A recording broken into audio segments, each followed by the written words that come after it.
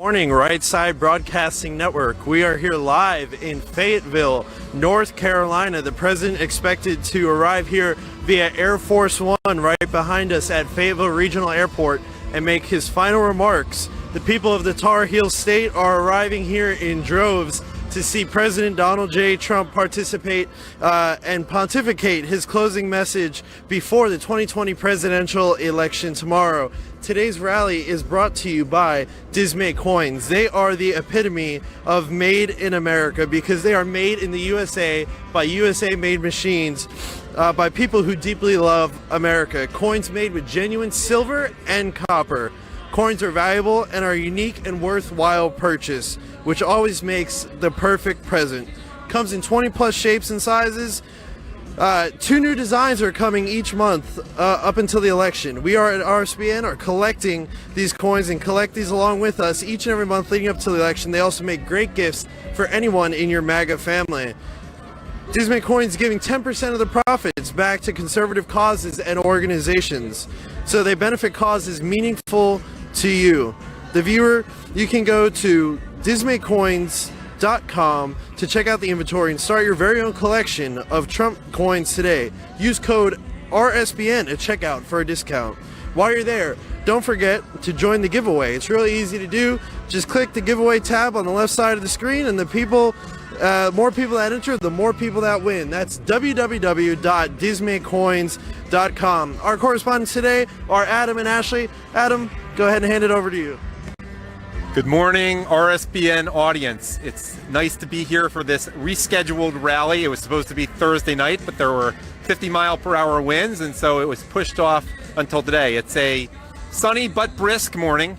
I guess it's November now. Nothing like the people experienced in Dubuque, Iowa yesterday, so not the same level of sacrifice by the growing crowd here. What you've missed so far, it's the standard stuff at the beginning. There was a prayer, there was a national anthem.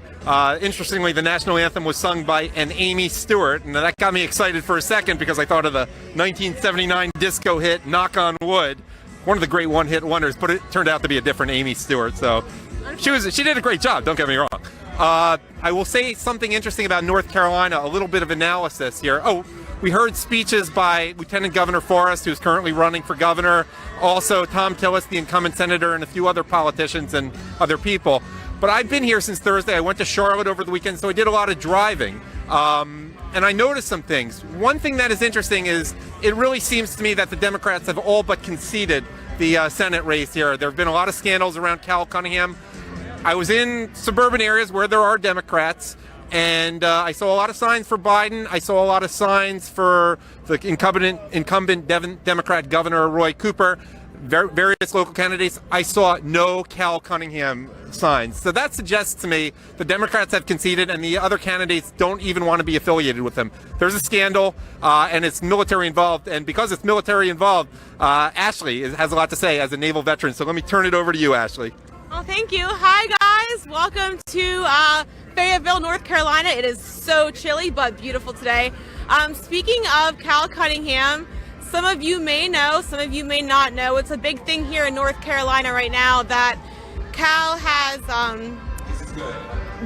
been shown to be having a extramarital affair with a fellow combat veteran's wife. So that is kind of, made him look a little bit bad in the community, in the military community, as well as we focus a lot on honor, courage, and commitment. That's a big thing to me as a Navy veteran and my husband as a active duty Marine. I kind of want to take you all back a little bit. I'm not sure how some of you, if some of you remember what happened in 2012 with Benghazi. Some of you might have been too young to remember that if you're first-time voters, but many of you do. It was a disaster. As a veteran and as someone who cares about the military community, and as a president, as Donald Trump cares about the military community, I want to remind everyone in Benghazi that Joe Biden was president and Secretary Hillary Clinton was Secretary of State. All of these Democrats are entangled, and I want someone in the White House who will take care of our military and veterans and who will give them the resources that they need. Remember that these men, 4 who died over in Libya, were not given the resources and help that they had asked for. So as a veteran, personally, I care about these issues. I'm super excited to vote for Donald Trump because I know that he will give our military what we need and our resources to keep everybody safe. Yeah. Yeah, I mean, how are you feeling? I feel pretty good. I mean, it's slightly cold, but that's because I've been in Florida most of the last 6 months. I am from the southeast corner of Pennsylvania, and I have something. I'm going somewhere with this, where New Jersey and Delaware sort of meet Pennsylvania on the map. Delaware County, the very southeast corner. I think the smallest area county. But what's interesting is I'm from pretty close to where Joe Biden is from in that mansion in the Wilmington area. And there is something of local interest, depending how you feel about the NFL or the BLMFL as we call it now. Something broke yesterday, which is definitely going to hurt Biden in the Philadelphia area and the suburbs. I don't know if you heard about this, but it's definitely one to add to. Maybe they'll have it on the screen later with the Biden is a moron category. He apparently talked about how he's a big Philadelphia Eagles fan and how, in fact, he is wearing an Eagles jacket right now. One problem, it was a bird, so he got, the bird, mammal, reptile thing right, but it happened to be one of the Delaware Blue Hens, and that's where he went to college, not, by the way, or did he go to law school there? Not Delaware State, by the way, where he once said he did. That was an all-black college, historically black college, not all-black. So that's not playing too well in Philadelphia, which is his base, and especially given that it was timed very poorly because there was an Eagles game last night, but I'm here, not there, so I don't know what people were saying up there, but another gaffe. Thank you so much, Adam. Really appreciate it. Just a reminder, here at RSBN, we are almost entirely viewer funded. So there's a few ways that you can donate. If you're in the super chat on YouTube, you can create a super chat by clicking the $sign. That's one way to do it. You could go to our website, which is rsbnetwork.com/donate, or you could do the electronic form. You can send a check to 1550 Opelika Road, Suite 6, Box 344, Auburn, Alabama 36830. I cannot stress enough the unprecedented project we have taken on here at RSBN to be a grassroots media company, but travel to every single Trump rally and Trump event that is happening. We'll be going within yesterday and today. We would have been at 14 rallies, and it is just really a quite incredible task that we're taking on, and it is not an easy thing to do. So we can only do it through your help, and we thank you so much for all your donations and your support, but we need just a little bit more to help get us across the finish line so we can help re-elect President Donald J. Trump on November 3rd. I got to add something. I haven't been at too many of the rallies. I'm just doing some stuff the last 2 weeks. This is my second one. It would be my third today, except this one got canceled Thursday. I was here when it started. I started at one in Indiana, in the Indianapolis area, and you can't imagine how far RSBN has come through your donations in large part. We are viewer supported, and it's amazing. We have a cameraman. It was me doing everything back then. It's really a professional organization, and I believe I saw on Gateway Pundit that we had 1.7 million views. That was a story yesterday, but that was before the Miami rally. So I don't know the exact numbers now, but I'm guessing we got 2 million views yesterday. That's amazing. It's great to see 4 years and change how far RSBN has come, and you all made it possible, and I hope you'll continue to make things possible. Now, one thing I do want to say is, as I'm looking at the numbers here on YouTube, I see that currently we have about 16,000 followers or viewers at the moment. We are asking for donations to help us travel around and do what we do here. Now, I know some people are financially in a position where they aren't able to help or make a large contribution, but even just looking at these 16,000 viewers right now, if each and every one of you donated at least $1, that would be a huge contribution to help us out and help us continue to do what we're doing. Do we want to talk a bit about some of the breaking news today? I have to call it up on my phone, so I'll ad-lib for a second while you get up the Gateway Pundit story. You know what? I do want to talk about something. I'm going to I'm from the Philadelphia area. It's been in the news a lot. It's always, I guess, in the news, but not necessarily in the news because it's a vote fraud central, even though people in the big media would tell us there's not vote fraud. And fortunately, I am in touch with a Christopher Carrillo, who's very active in Pennsylvania, Lawyers for Trump, and there is a lot of work. And I've been texting with him. I'm going to just read, so if you can excuse the lack of eye contact for a second, about what he's reported to me just a little while ago. He said, we got resistance from the city government as far as us being at the polling stations. It didn't stop us. We caught multiple incidents of fraud and report to this already. We still have a team of people there manning the polls until after Election Day. And this could be as big a deal in Philly for vote fraud as anywhere else. More. We believe we have everything covered and even more than that covered. We are not going to discover every incident of fraud, but we have a great team on the ground, and we are fully equipped to allow voters to vote without the intimidation and fear that they are trying to instill on the public. We feel very comfortable with what we have accomplished, but the job isn't done yet. It won't be done until after Election Day, and I'll ad lib that, you know, most people know where they're voting for. This is fun today, but really a lot of the action is going to be what's going on behind the scenes, not on TV. But he continues. But us being here has been a very valuable tool for the campaign, as well as a very valuable experience for a group of Lawyers for Trump. We have a great group of people who are committed to the campaign into another 4 years of Trump. And then he also has added, and pardon the, wait, no, sorry, that was not meant to be read on air. A few examples of incidents that we have caught are misappropriation of ballots, assisting the elderly with voting the proper way, which means Democrat, so that's ironic, falsifying ballots. Now, this is not just a 2020 thing, I'm afraid to say. By misappropriation, I mean putting the ballots in the wrong folders, actually writing on ballots, and other ways to manipulate people into voting a certain way. There is no doubt that the bias is clearly evident here against Trump, but that's expected, and that's why we're here. So that's from Chris Carrillo, Philadelphia Lawyers for Trump. I just figured I should add a little bit of that. Who do I turn it over now? Who's ready? Absolutely. And before we go any further, I do not want to forget about our partner, Dismay Coins, today. Like I have said, they are the epitome of made in America. They are valuable and they are a unique, worthwhile gift while you can still purchase them.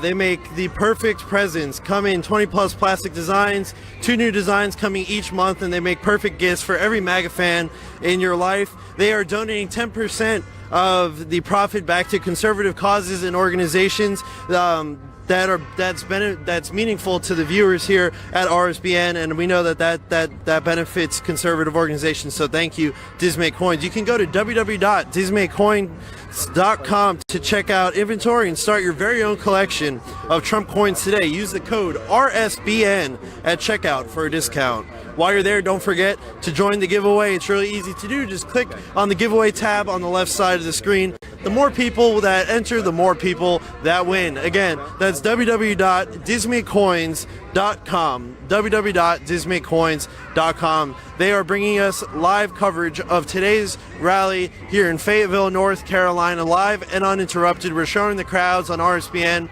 as we have always promised to do, and we will continue to do so every time we are at a Trump rally or a Trump event. All right, thank you. I'm actually looking at an article here from the Gateway Pundit, and it says the CEO of Traffic Group, Trump holds over 20% black vote in battleground states, definitely enough to tip the scales for Trump. Wow, this is a big deal. Robert Cahaly, the CEO of Traffic Group, joined Maria Bartiromo on Mornings with Maria to discuss the latest polling day before Election Day. Cahaly says in the battleground states, President Trump is consistently seeing over 20% of the African American vote. Wow, that is huge.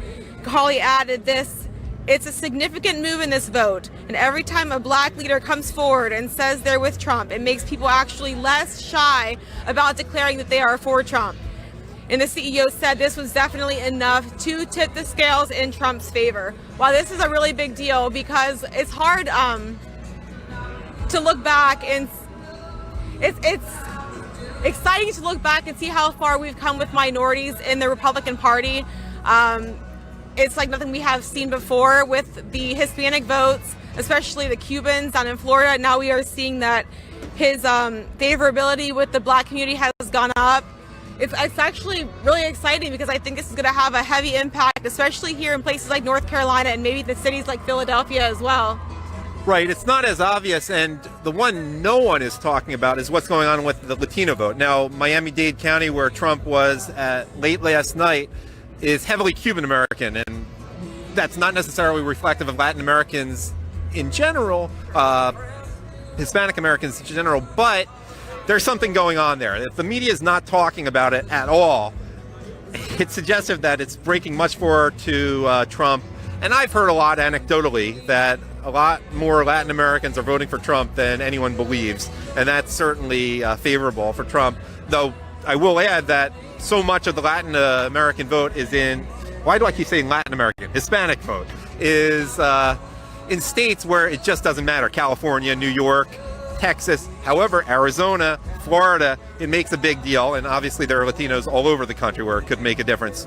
And who am I turning this over to? Okay. To me, as a resident of the state of Florida, I can tell you that the president has tremendous support in the state, whether it be car parades happening in Palm Beach County, Miami-Dade, Broward County, which are the heavily Democrat counties within the state that primarily cause the state to ever go blue. If it wasn't for those counties, it would be an entirely red state. There is massive support for the president, even in the midst of those liberal counties.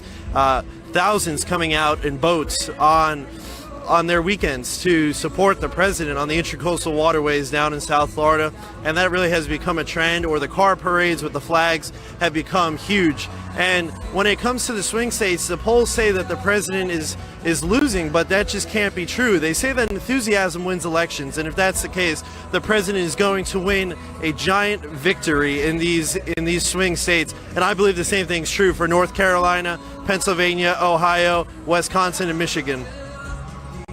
I want to remind people that after this, there are 4 more rallies today. President Trump has a lot of energy. He's not Sleepy Joe. And let's just go over where they are going to be. Scranton, Pennsylvania. I love that, by the way. You know, I was hoping he'd also do Wilmington, Delaware today, where he'd get a lot of the Pennsylvania electorate, because it's right on the border, also near where I'm from. He didn't go all the way and go to Wilmington, but Scranton's fun, though I will add that Scranton, he did the day before Election Day 4 years ago, too. And polls are showing Trump up in Lackawanna County today, which apparently never goes for the Republican candidate. So that's a good sign, and it's just so in your face to Scranton Joe, who moved to Delaware when he was like 9 years old. After Scranton, it's to Traverse City, Michigan. Okay, Michigan's a swing state, very important, though it's looking favorable there. After that, it is to Kenosha, Wisconsin. I love that. I thought weeks ago he's going to go to Kenosha. We know what happened there. Minneapolis would have been fun too, but Kenosha is a great choice in my opinion. Then he ends in Grand Rapids. Fine city. That was the rally, October 31st, 2016. I remember I went to that one. That was quite a day of travel. I had to drive overnight from Chicago to get there. And that was the highlight for that. It was a good speech. They blended together. I did 30 of them. Was seeing some of the people's Halloween costumes. One woman in particular had the best Hillary Clinton impersonation there. And, you know, I'm talking about 4 years ago. Again, I can't emphasize enough how far Right Side Broadcasting Network has come since 4 years ago. I did my best. We did our best, but the viewers have made it possible. And who's going to do the next pitch here? I'll do it myself. I haven't done it yet. Can I do it? Yeah, go ahead. Okay, this is the first time I've done it. This is only my second rally this year, so bear with me. I'm not as smooth as these two, but I have the text down. I can maybe ad-lib a little bit, but yada, yada, yada. Listen to the music in the background while I call it up on my phone, because it's right here.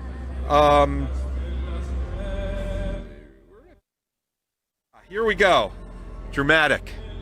Keep in mind, we're almost entirely viewer funded. And there are 3 ways you can donate to RSBN, and we're so appreciative of whatever way you want to do, though I think YouTube may take a little money if we do number 1. But that number 1 is by clicking on the YouTube dollar sign. And I think there's some super chats there. We probably have to mention them at some point. Oh, I'm doing that one too? Oh, you're making me work hard too. We'll get to that next, but on to number 2. We're initiating Adam big time right now. 2, by going to our website, rsbnetwork.com/donate. Or 3, non-electronic form, you send a check to 1550 Opelika Road, Suite 6, Box 344, Auburn, Alabama, 36830. Okay, who am I going to while I rehearse the Disney text? Yes, guys, So thank you so much for all of your support. It does mean a lot, but ultimately our partners need your support right now more than ever. So when he gets back, he's going to go ahead and tell you a little bit about our partners, Dismay Coins. They're great. But in the meantime, Ashley, what do you think about the turnout here for the president today as a resident of this state? How do you feel this state is going to go tomorrow when the election comes around? So I think the turnout here is great. I mean, we're not expecting a huge, crazy amount of people, but that is to be expected at an 11:30 a.m. rally on a Monday morning. But people are still rolling in, if we can see. Now, on my way here, I actually live in Onslow County, which is near Camp Lejeune, and it took me 2 hours to get here. And as I'm driving here, I have seen all Donald Trump signs, all for governor signs. I only actually saw, this is kind of ironic, I saw one Joe Biden sign, and that was at a pecan farm, and isn't that nuts? Yes. You see what I did there? No, so I think that as long as, you know, we still have that black vote in the inner cities, I think they're going to turn out, we're all going to turn out for Donald Trump, but I think it's going to go the same all through the South. Georgia, Florida, South Carolina. I think it's going to go real positive. I think it's going to be an unexpected landslide, actually. Are you ready for this? Over to Adam. Well, it wouldn't be unexpected in my case because I expect it. Well, the true. states I think are going to be interesting are Oregon and Washington. I think Trump's going to take the states we expect him to take. He may not take Colorado. That's not really in play. I think he's going to take Nevada. I think New Mexico, that wouldn't be that much of a shock because it's somewhat a purple state. But I think Oregon and Washington could be the big shocks. Really? People are getting sick of it.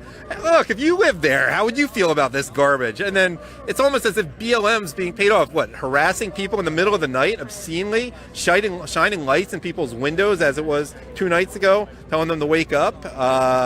For BLM, that got a few more votes in Vancouver, Washington, at least. I want to add one thing. I'm in a fleece. I'm perfectly comfortable now. I'm just making you feel like you're here. I did get a little trash talk just now from Jackie Kohler of Lincoln. It's really called Lincoln, Illinois. Good Republican named city. We have no room to talk here. She went with her dad 4 hours to Iowa yesterday to Dubuque and was so excited to go, but she couldn't emphasize enough how cold it was. And she's from Central Illinois. She got 12,000 views on a retweet from RSBN in a video she did at us. So she said she just wants to make sure I keep it honest about how cold or not that cold it is here. It's a fall day in North Carolina. It's a beautiful, actually, we're blessed to be here. God gave us a gorgeous day. It's a little chilly, but the sun is out. We are so happy to be here. This is a nice little airport. Yeah, people are starting to come in. They keep rolling in. It hasn't stopped since we got here. People are standing. All the seats are full. The flags are waving in the breeze. It's beautiful. I also want to remind my North Carolina voters that I have read quite a few articles saying that Governor Cooper wants to start lockdowns again. I'm not sure if it'll be to the same extent that it was to begin with, but if you're like me, you're tired of the government telling you what to do, telling you you can't go places, shut down your business. Joe Biden keeps saying, oh, the economy is bad, people are losing their jobs. Well, why do you think they're losing their jobs, Joe? Because you guys want to keep shutting everything down. People have to go to work, people have to feed their families. My family's blessed enough that since we're military, we have a federal paycheck. We never stopped getting a paycheck, but there are a lot of people who are having a difficult time putting food on the table. Every worker in America is an essential worker when it comes to taking care of their families. Yeah, my personal experience, I'm an attorney most of the time when I'm not here for RSBN, which hasn't been that much at the time. And I've been doing all virtual work since March, really. And in May, I came down to Florida. There's a huge difference between freedom and what I call tyranny. In fact, the last few days in North Carolina, other than flying up to go to a dentist appointment, which was $60 round trip, in Pennsylvania in like June, I've been in relatively free states, Florida and minimally in Georgia and South Carolina. And North Carolina, you feel a little bit more restricted, and that could well affect the turnout. I imagine a lot of people aren't happy who are on the fence here. Florida's open. I mean, it also has advantages in dealing with potential COVID. You know, having the sun and the ocean are probably good for one's health. Can you even hear me now? This is loud. I can hear you loud and clear, and yeah, Florida is something that I know quite a bit about. In the beginning of the pandemic, actually, I remember I was trying to go to the beach, and the beaches were closed. They wouldn't let people go lay on the beach, and it just wasn't allowed. Because Governor DeSantis. Then Governor DeSantis came along, and he decided to open up the state, and he's done a great job. He's handled it extremely well. The amount of spikes have been controlled for the most part in the state of Florida, and he's doing a fantastic job. And perhaps if North Carolina decides to elect Dan Forest as their governor, they will be able to manage the COVID pandemic the same way that Ron DeSantis of Florida has. If we have learned anything from Europe and their draconian lockdown measures, it doesn't work. Cases are still spiking in Europe, and they have been locked down. They have killed their economy, and people are suffering. And President Trump is almost every day making the message that we cannot do that. It has not worked other places. Why should we do it? The definition of insanity is doing the same thing over and over again, expecting a different result, but you don't get it. And I think President Trump is very smart. He has common sense when it comes to that. He says, look, it didn't work here, work there, it's not going to work here, and I don't expect to put that measure in place going forward. What are your thoughts about that? Yeah, it's not non-existent. I mean, I'm aware of a lot of the stories in New York, and the Jewish community in New York seems to be particularly affected, but they may be a little more social, especially during holidays. There was a big holiday right around then in March, Purim, which right before the shutdown. So that's a fact. And people live more concentratedly, but there's a reason you don't need the rules in South Dakota quite as much. I'm not sure what the future is. I'm not sure what it is, but I'm not sure that the restrictions even accomplish anything other than killing the economy. And we know what the agendas of Governors Wolf in Pennsylvania, really don't like him. That's my state. Murphy in New Jersey, Newsom in California, Cuomo in New York. Ugh. And who's the other one? Who am I missing? I missed one. Who did I miss? There's one of the bad five. Oh, Michigan. Whitmer. Führer Whitmer. Yes, how could I forget her? And we've seen the difference, and the interesting thing is there's a backlash in Pennsylvania and Michigan that may well affect the election. I don't think it'll matter in New York, New Jersey, and California. And my understanding is Illinois, there are a lot of people sort of revolting right now against the restrictions against restaurants, etc. And we'll see how that plays out. The thing that I find interesting in the beginning of this whole COVID pandemic was the fact that they were saying that some businesses were essential and some businesses were non-essential. Some workers were essential and some were non-essential. I think every business and every worker is essential, and for the government to be able to deem what is essential and what is not essential is tyrannical and wrong. Well, you set that up very well. I think some things are not essential, and I think we may look at a whole reevaluation of the public school system, and that could be well overdue. Frankly, the professional sports leagues, not happy with them, especially the NFL, NBA, definitely not essential. So I think what I'm loving is the destruction of certain industries, which I think which hate us. I mean, that means you, Peter Hollywood. Sorry, I misspoke there for a second. There's a lot we could say with all that, but, you know, it's almost a reset, but not the reset that the deep state wants. Am I going down? I can't go down this road. Let me turn it over to Ashley. Yeah, speaking of essential workers, you know, it's crazy to me as a mom of school-age children how, you know, we can't, now God bless teachers, I'm not saying they should be put at risk for anything, but how we can't put them at risk, and we can expect people at Walmart, all the Walmart workers, you know, all the garbage, all the people who are working with people, the postal workers who are selling you stamps, everything's open. These people are at work every day, so there's no reason why teachers can't go to work and teach our children. I can tell you, last year my son was pulled out of school in March and was homeschooled, and not every parent is cut out. You're in North Carolina, right? No, actually we were in South Carolina at the time. We moved here in June, but not every parent is cut out to be a teacher. God bless the teachers and what they do. I'm just basically saying that, you know, we need to get our kids in school. If there are teachers who are old, who have compromised immune systems, maybe pull them out, put a substitute in, but keep our children in school. We cannot keep this country shut down for a virus that has a survivability rate of at least 99%. And to add on to that point, I just think it's wrong to make every parent feel obliged to stay home from their job to take care of their child. While ultimately, I'm sure there's nothing more that they would love to do than to take care of their child as a parent. But ultimately, they also have financial responsibilities which they have to uphold, and that's only able to be done by working by a simulated economy. And if you keep doing these lockdowns and making kids stay home from school, parents can't go out to work, it will slowly destroy the economy, and that's just something that the United States cannot do. Well, I want to bring up another subject on something I brought up earlier. I was talking about the latest Biden gaffe, and who knows, there may have been another one since last night. There probably is, because it's not his bedtime yet. Or no, it is probably past his bedtime. It's 10:49 a.m. Eastern. I talked about how he was wearing a Philadelphia Eagles jersey while he was wearing a University of Delaware Blue Hens jersey, and this was right before the Eagles played in primetime on Sunday night. And here's a great tweet by Jack Posobiec. I love his stuff. You should follow him on Twitter. He wrote, "Weird how Jake Tapper loves to talk about the Eagles, but didn't post a single tweet talking about Biden's Eagles comment yesterday." That's so CNN right there.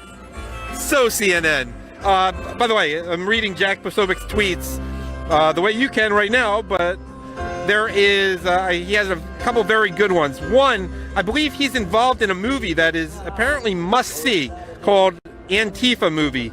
Is he behind that? Or I think he is in it. Okay, so you have to look up Antifa movie. I can't say I've seen it yet. I've been pretty busy, but a lot of people are talking about that.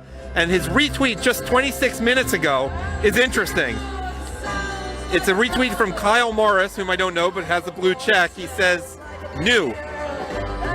Joe Biden's presidential campaign refuses to say whether the candidate will cooperate with an FBI criminal investigation into his son, Hunter Biden." Now, if people don't know, if you've been watching mainstream media, Hunter Biden is under active investigation by the FBI. Could you imagine if that were Ivanka Trump, Eric Trump, or even Barron Trump, how that would be plastered everywhere, how people would have to repudiate him? Not a word! We haven't bashed the media enough in this broadcast. I think people want some of that red meat. Let's get fired up. Let's talk about some of the media abuses. What do you think? Who am I passing this to? Speaking of media, social media is an important part of our time right now in the 21st century. You can follow us on all of our social medias at RSB Network. You can follow me personally on Instagram, Twitter, or Parler at Philip Torino. That's Philip with one L, Philip, Torino, Tirino. How about you, Adam? Where can they find you? I'm going to be honest. My Twitter, I'm not a celebrity. I'm not famous. I can walk down the street without anyone noticing. But it's Adam_Taxton in case I upgrade it and make it something worth following. I will say I am rumored, if there are any baseball fans out here, now it's not necessarily so family-oriented, to be arguably quite possibly the ghostwriter for the greatest living postseason baseball hitter of all time. That would be at Lenny Dykstra. But just trust me, that's a very different tone. But I would suggest following that if you want to see my more warped side than at Adam_Taxton. Frankly, why not just follow both? I'll try to make the Adam Taxton one worthwhile at some point in the future. Well, thanks, Adam. Actually, you guys can follow me at Ashley Munoz 2020 on Twitter. I'm pretty active on there. I get a lot of my news, and I love to chat it up with fellow patriots and maybe get in an argument with some snowflakes every once in a while. I was also actually just reading an article, and let's see, Maxine Waters was just calling blacks who support Trump disappointments. Well, that's a shock. I believe she's up for re-election. Actually, she's running up against a Republican Navy vet, a nice young man. I heard him on the radio the other day. He seems quite positive. He says he's getting out to vote. He also said he was at his, Maxine's mansion the other day, but guess where her mansion is? It's not in her district. So that tells you right there how much she cares about her own district and her own constituents if she's not willing to live in the same neighborhood as them. So if you're in California, please go out and vote. And also for those here in North Carolina, we really do need your vote here. I am begging you. So we can stay red, keep South Carolina red, Florida red, Georgia red. What do you think, Adam? No.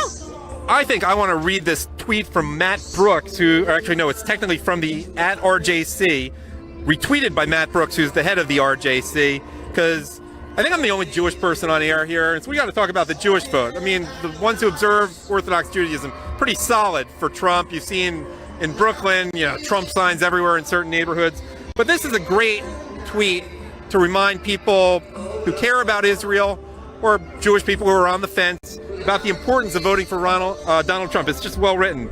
He wrote about Trump, this is from the RJC again, at RJC, negotiated peace deals between Israel and UAE, Bahrain, and Sudan, recognized Jerusalem as capital of Israel, moved U.S. embassy to Jerusalem, left the disastrous Iran nuclear deal, killed Iranian terrorist leader Soleimani, supports Israel at UN, recognized Israeli sovereignty of Golan. All right, I had to mention that, otherwise, my fellow Jews would have given me a hard time of being on the air and not mentioning that stuff. But yeah, great work Matt Brooks and the RJC are doing. Well, speaking of religion, and I am interested to find out that you're a Jew, so that's very cool. Thank you for sharing that with us. The Jewish people are chosen by God, so that's pretty neat. Speaking for Christians and Jews, Donald Trump is the most pro-life president that we've had. He's attended the March for Life, which no other president has actually physically attended. So that's really exciting. Also, he has appointed 3 pro-life justices to the Supreme Court, most recently Amy Coney Barrett. Now, ask you about that a sure. little bit. What was your reaction, being a woman also, not to mention pro-life, about how are you feeling about Justice Barrett, that whole process replacing Ruth Bader Ginsburg, but the media pretending like it didn't happen? It was so interesting to me when there was no recognition of the historical significance of the oath being administered by Justice Thomas. It was as if it didn't happen. It wasn't a historical moment or anything. But, it was a pretty great confirmation process, and I wanted to get your thoughts on that. Well, in what world would a black man administering an oath of office to a woman to be a justice of the Supreme Court not be celebrated? Only because they're Republicans, right? If it was a Democrat, it would have been a whole different story. I think Amy Coney Barrett was a great choice, and I think the reason why a lot of Democrats were so angry about her is because she blows up their whole narrative. The narrative of the Democrats and the feminist movement is to tell you that you cannot be successful and have a good job while you have children. And she is the epitome of success. She has 5 children, 2 adopted, so 7 children in all. She's married. She has an amazing career. She's not. She's going to be in there for decades. And that shows that women can do anything. You're not strong. You're not a strong woman just to abort your child. That doesn't make you strong. What makes you strong is being a mother, loving your kids, being a good wife, a good Christian, and doing your job. That's what a strong woman is. And that's what blows up the whole narrative of the Democrats. How did you feel about the way she carried herself? It was so dignified to me. I've never seen someone with so much grace. She was wonderful under pressure.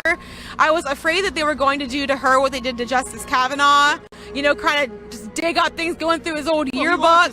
He lost his cool a little bit, and I certainly would have known my personality, but she was so cool under pressure. But they didn't have one negative thing they could have brought up about her. They had these accusations coming up against Kavanaugh, so they were angry, but there was nothing that they could have possibly pulled out for ACB. You can't get blood from a turnip. There was nothing negative they could say about that woman. Yeah, she nailed it. And to me, the first person who comes to mind in terms of the contrast is Mazie Hirono, Senator Hirono. What an embarrassment. The contrast between her, there are a lot of Democrat women we could contrast, but that's the one that really comes to mind. Yeah, she was a disgrace. I believe on the floor when they were voting, she said hell no when it came to confirming Amy Coney Barrett. That doesn't accomplish anything.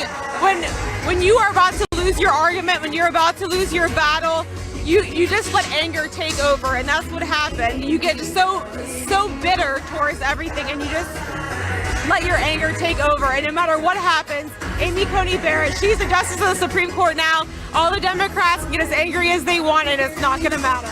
Great role model for young girls who might see in her you can be incredibly accomplished, incredibly brilliant, and have 7 kids, 2 of whom are adopted at the same time. And I think she just absolutely nailed it. And I don't think I'm exaggerating, but absolutely nothing bad stuck to her after that, in my opinion at least. No, you're 100% right. I hope my daughter can look up to her as a woman. Now, I understand that Ruth Bader Ginsburg, you know, she paved a path for women in the workplace, but I cannot instill in my daughter that it is okay to kill another human being. You know, I want my daughter to grow up with great Christian values and know that every single life, whether they are in the womb or they are elderly, is worth something. Well, I think Amy Coney Barrett was a great choice on President Trump's part. In 2016, he promised to deliver conservative constitutionalists who were going to interpret the law and the Constitution the way it was written. And the president has done exactly that, delivering 3 Supreme Court justices in his first term as President of the United States. And he will continue to do so through the course of his presidency if he is reelected for 4 more years. And I believe that's going to happen based on the crowd here in North Carolina today. The people are going to turn up, they're going to turn out, and they're going to show their support for President Trump on November 3rd. It is so important not only to vote for President Trump, but vote for all Republican tickets, all Republicans on the ticket down ballot, because without the House and without the Senate, it will be a very hard 4 years for President Trump in the White House. They will make it almost impossible for him to accomplish anything or get anything done. So please go ahead, when you go out and vote on Tuesday, or if you have already voted, please make sure that you are voting for conservatives and Republicans up and down the ticket. And I cannot stress the importance of this enough.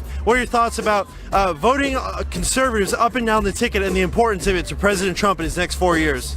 It would be great to get the House in addition to the Senate. Of course, we can only vote for one congressperson in our area, but yeah, that would be great. I mean, the strategy with the Senate, in large part, why there might have been more emphasis on the Senate than the House, at least if you listen to X22 report, is because we needed to get the judges in there, and we've gone so far with judges. I want to bring up something else. You're seeing a lot of endorsements for Trump you didn't see 4 years ago from people who do not traditionally endorse Republicans. And not only am I talking about the fire and police unions, which often are unions first before fire and police officers, but I think we know the circumstances behind a lot of that right now. But we're talking about papers, and we're talking about Pennsylvania a lot because, like North Carolina, it's an important swing state, and we're going back to Pennsylvania after this in the Scranton rally on RSBN, as they all are. But one interesting thing happened. Pittsburgh Post-Gazette had not endorsed a Republican since the 1972 landslide Richard Nixon, who was incumbent over George McGovern. Man, George McGovern sure is different from the Democrats we have today. He was a total liberal, but how much more honorable is he than the Kamala Harris, Joe Biden, the people we see now? Decent person, veteran. I'm not endorsing his politics, but I just thought of that right now. I can't notice the contrast. But I want to read just a little bit of this editorial, then I'm going to turn it over to Ashley to read most of the editorial. This is from the Pittsburgh Post-Gazette. The man in the record. He's unpresidential. He's crude and unkind. He's just not a good man. These things, and much worse, are commonly said of President Donald Trump. His personality totally eclipses his record. That's sarcastic, by the way. So we seemingly have him on the dunk tank, ready for a very cold bath. Let's play Dump the Lout. But is this really what it's all about? Here you go, Ashley. So isn't the real question whether he has been taking the country and the economy of this region in the right direction these last 4 years? Can we separate the man from the record? We share the embarrassment of millions of Americans who are disturbed by the president's unpresidential manners and character, his rudeness and put-downs and bragging and bending of the truth. None of this can be justified. That's what they say. The president's behavior often has diminished his presidency and the presidency. Most Americans want a president who makes them proud. We too prefer the first-class temperament and demeanor of a Winston Churchill, a Dwight Eisenhower, a Franklin Roosevelt, a Ronald Reagan, or a Barack Obama, whom this newspaper enthusiastically supported in 2008 and 2012. None of them are on the ballot this year, says the Gazette. Let's look at the Trump record. Under Donald Trump, the economy, pre-COVID, boomed like no time since the 1950s. Look at your 401k over the past 3 years. Unemployment for Black Americans is lower than it has ever been under any president of either party. Under Mr. Trump, our trade relationships have vastly improved and our trade deals have been rewritten. Thanks to President Trump, Middle America is on the map again, and the Appalachian and hourly worker has some hope. Has Mr. Trump done enough for these struggling fellow citizens?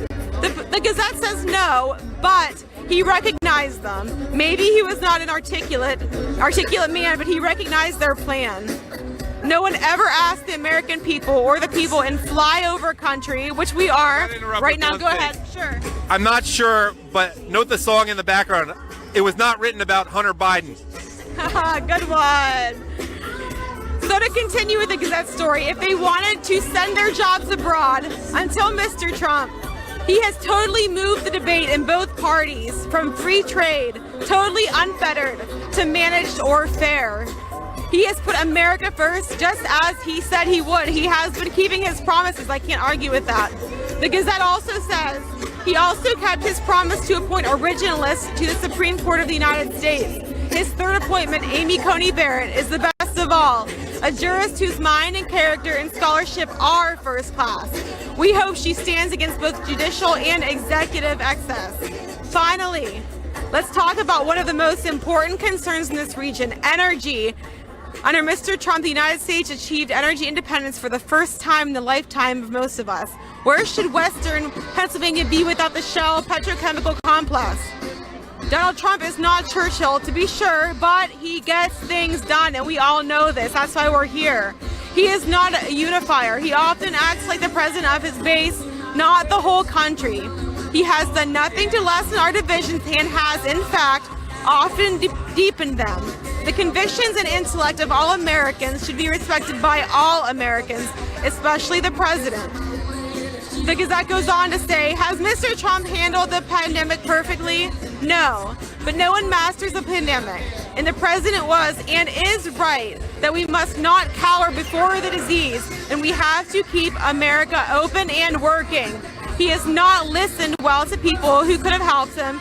He has not learned government or shown interest in doing so, says the Gazette. But the Biden-Harris ticket, now this is where it gets good, offers us higher taxes. Listen to that once again. The Biden-Harris ticket offers us higher taxes and a nanny state that will bow down to the bullies and to the woke who will tear down history rather than learning from history and building up the country. It offers an end to fracking and other cuckoo California dreams that will cost the economy and the people who need work right now, which is so many Americans. Good paying green jobs are probably not jobs for Pittsburgh or Cleveland or Toledo or Youngstown, Ohio, where I'm at. I know Steel Country, I know it very well. It's on the Rust Belt because all the jobs have left. But back to the Gazette. It offers softness on China, which Mr. Trump understands is our enemy. Mr. Biden is too old for the job and fragile. There is a very real chance he will not make it through the term. Mr. Trump is also too old, but seemingly robust. But in Mike Pence, Mr. Trump has a vice president ready to take over if need be. He is a safe pair of hands. Senator Kamala Harris gives no evidence of being ready to be president. Right. And the Gazette goes on to say to finish, this newspaper has not supported a Republican for president since 1972. But we believe Mr. Trump, for all his faults, is better choice for this year. We respect and understand those who feel otherwise. We wish that we could be more enthusiastic, and we hope the president can become more dignified and statesmanlike. Each American must make up his or her own mind and do what he or she thinks is best for the community and the republic. Vote your conscience. And whatever happens, believe in the country. Amen. And speaking of believing in this country and this country, let's talk about Disney Coin Company, because Disney coins are the epitome of made in America, because they are made in the USA by machines made in America by people who deeply love America, and they're made with genuine silver and copper. These are valuable and a unique and worthwhile purchase, which always makes perfect presents. They come in 20 plus patriotic designs and 2 new designs coming each month. We at RSBN will be collecting these coins and can collect these along with us each and every month leading up to the election. They also make great gifts for the MAGA fan, or I guess CAG fan, K-A-G, Keep America Great fan in your office. We're giving 10% of the profits. Disney Coins is giving 10% of the profits back to conservative causes and organizations. So they are benefiting causes meaningful to you, the viewer. Go to www.dismcoins, D-I-S-M as in Mary, E, coins.com to check out the inventory and start your very own collection of Trump coins today. Use code RSBN at checkout for a discount. While you're there, don't forget to join their giveaway. It's really easy to do. Just click the giveaway tab on the left side of the screen. The more people that enter, the more winners there will be. All right, we're listening to one of several Elton John songs in the repertoire here. Saturday Night's All Right for Fighting. I don't think the intention is the Antifa people in Vancouver, Washington, who are harassing the neighborhood. That was Saturday night. But let me talk a little bit more about the Jewish vote, and someone will probably accuse RSBN of anti-Semitism from going from coins, shekels, to the Jewish vote. So someone will probably Krasenstein that out at us, but they're so desperate, they'll try anything. I want to add something. I was just talking a little bit. This is also a tweet from the RJC. It's a great video. I saw this one. It says, I'm an observant Jew who has worked for President real Donald Trump for 23 years. I've only been respected as an observant Jew by him. So any accusation against him that he has either caused or is anti-Semitic, that he foments the anti-Semites, is not only false but dangerous. Yeah, that really bothered me because I know Trump's reputation. His grandchildren are Jewish. His daughter converted. Really? That's the best you got left? That's what you're coming up with? Come on. And observant Jews are overwhelmingly supporting Donald Trump. I have to add that. And I saw something else here. There's some good stuff at RJC about how you can phone bank and volunteer. It's probably still valid, but I'd probably do it too. This is interesting. Hasidic Jews, there are a lot of them in New York, various places, very religious, very observant, much more than I am. Here's something interesting from Satmar headquarters. That's one of the branches of Hasidic Judaism, one of the largest ones. They sent a tweet, and I just saw this. A message to the Satmar communities throughout the USA.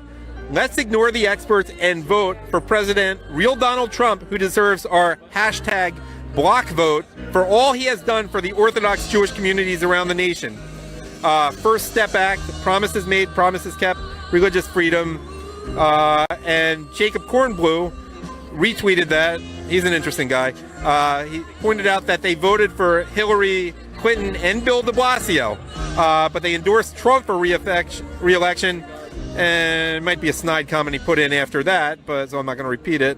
But that's really interesting. There's something going on there. And there's some other things that are more the Republican part of Republican Jewish Coalition that they recently tweeted. The radical left would have lots of influence on raising taxes, defunding police, pressuring Israel, and more if Joe Biden is elected. I want to go back to something I saw from Jack Posobiec. He is, I think, in Scranton, Pennsylvania. He said it's 4 hours before the Trump rally and 36 degrees out.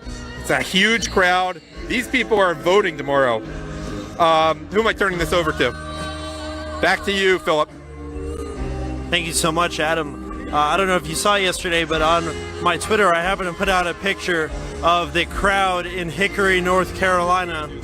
There was quite literally a pilgrimage of people, a long line going from one parking lot to the airfield where the rally was, and people were just standing in line, walking down a long, cold, dark road to see the President of the United States make his final remarks about why he deserves another 4 years in the White House. And if there's ever been anything that has ever been more reassuring to me, it has been that event yesterday when I saw the people walking down that road to support the president. And I think that we will surely see a victory for President Trump come November 3rd, come Election Day. I think it will be an overwhelming victory. Even if there is voter fraud, I don't think it can be combated because there will be such great turnout for our president in these swing states. The president has most notably said that if you elect him, he will open the economy and he will open the country. And if you elect Joe Biden, he will shut down the economy, he will shut down jobs, and he will shut down the country. And that is a strong, strong message that the president is sending, almost in a gloves-off type of way, that he is going to be the leader that the people need. The people are looking for a leader. They don't want somebody to lead from behind. They want somebody to lead from the front. So we will see what happens come election day. I believe there will be victory for the president, and we will see what happens. Yeah, they went ahead and they put the presidential seal on the podium, which I like to say every rally because it is a telltale sign that the president is coming. I was corrected yesterday. There's an olive branch in one talon of the eagle, and in the other there is 13 arrows to represent the original 13 colonies. So that is what the presidential seal signifies: an olive branch and 13 arrows. So it is a quite significant seal, and it's really royal when you see it. It's fit for one person, and that's for the president of the United States, who gets elected by the people to be their leader. And when you do get that, you get to have that seal on your podium. So it's only a matter of time here before the president arrives. I'm going to go ahead and hand it off to Ashley so she can talk to us a little bit about what's going on in North Carolina and what she sees as a resident of the state. Thanks, Philip. Yeah, here in North Carolina, I think we're going to be a pretty red state once all the votes get in. I haven't seen many Biden signs around. Mostly everything is for Dan Forest for governor. I've seen a lot of those, a lot of Donald Trump signs. Local elections are a really big deal. I think they often get overlooked, but I think we're going to just encourage everyone to vote a straight red ticket to keep our freedom, since we've been shut down so much in this state. I mean, a lot of our gyms have been shut down. Restaurants, a lot of roles. It's time we just let the schools, we let everything open up. I'm looking at the crowd here right now in Fayetteville, and the overflow is getting pretty heavy. People are still coming in. The excitement is good. I'm looking at the signs around 4 more years, promises kept, make America great again, keep America great, veterans for Trump. It really is an experience to be here. I wish each and every one of you could feel the passion and the excitement that you get from being at one of these rallies. There is nothing more magical than being around a bunch of patriots. When you're around people at a rally like this, you know where everyone stands. Everyone here supports military, they support their veterans, they support law enforcement and first responders. You don't have any craziness, any anarchy, any fights.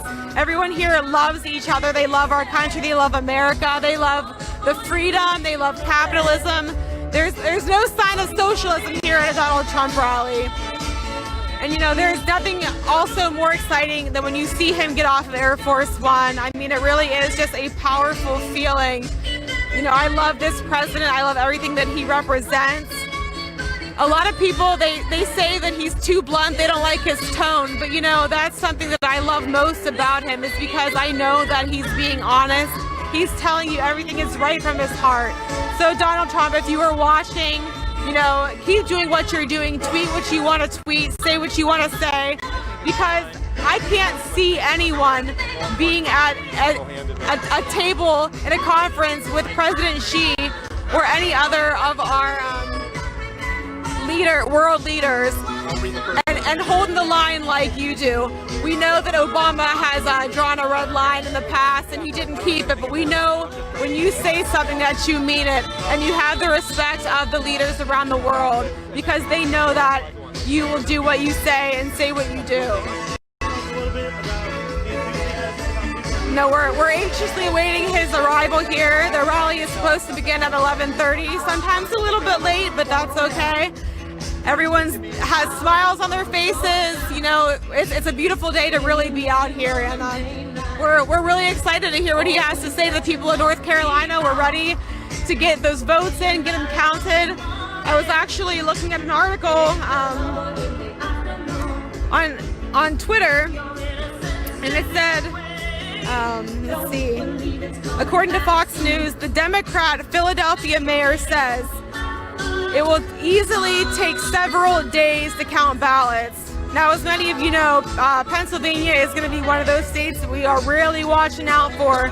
So hopefully this ballot counting won't take too long and won't leave us hanging for a few days to find out who the next president of the United States will be.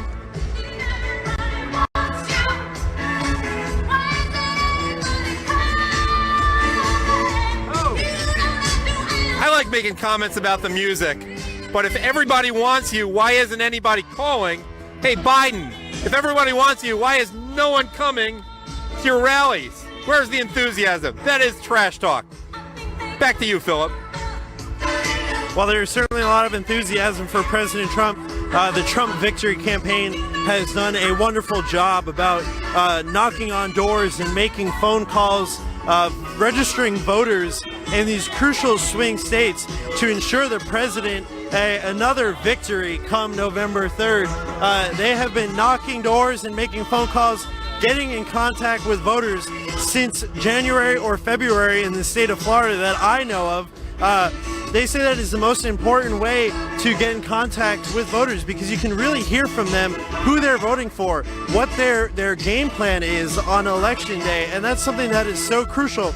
And because people are knocking doors and making phone calls and registering voters in the cold, in the heat, that just goes to show you that there's so much enthusiasm for the president, so much so they wrote an article in Breitbart about it, and Adam's going to tell us a little bit about that.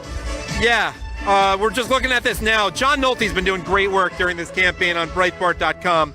And this one is called, it's near the top, not hard to find, Nolte, Enthusiasm for Donald Trump Like No One's Ever Seen. I'm going to read you the first paragraph, then there's a part later on, and then I'm going to turn it over to Ashley. But it starts off, there's a favorite expression of President Trump's, some variation of nobody's ever seen before, or nobody's ever seen anything like this. He says it to emphasize the good, unemployment numbers, or the bad, illegal immigration, or something that in the future could be good. Your 401k if Trump's elected, or bad, your 401k if Biden's elected.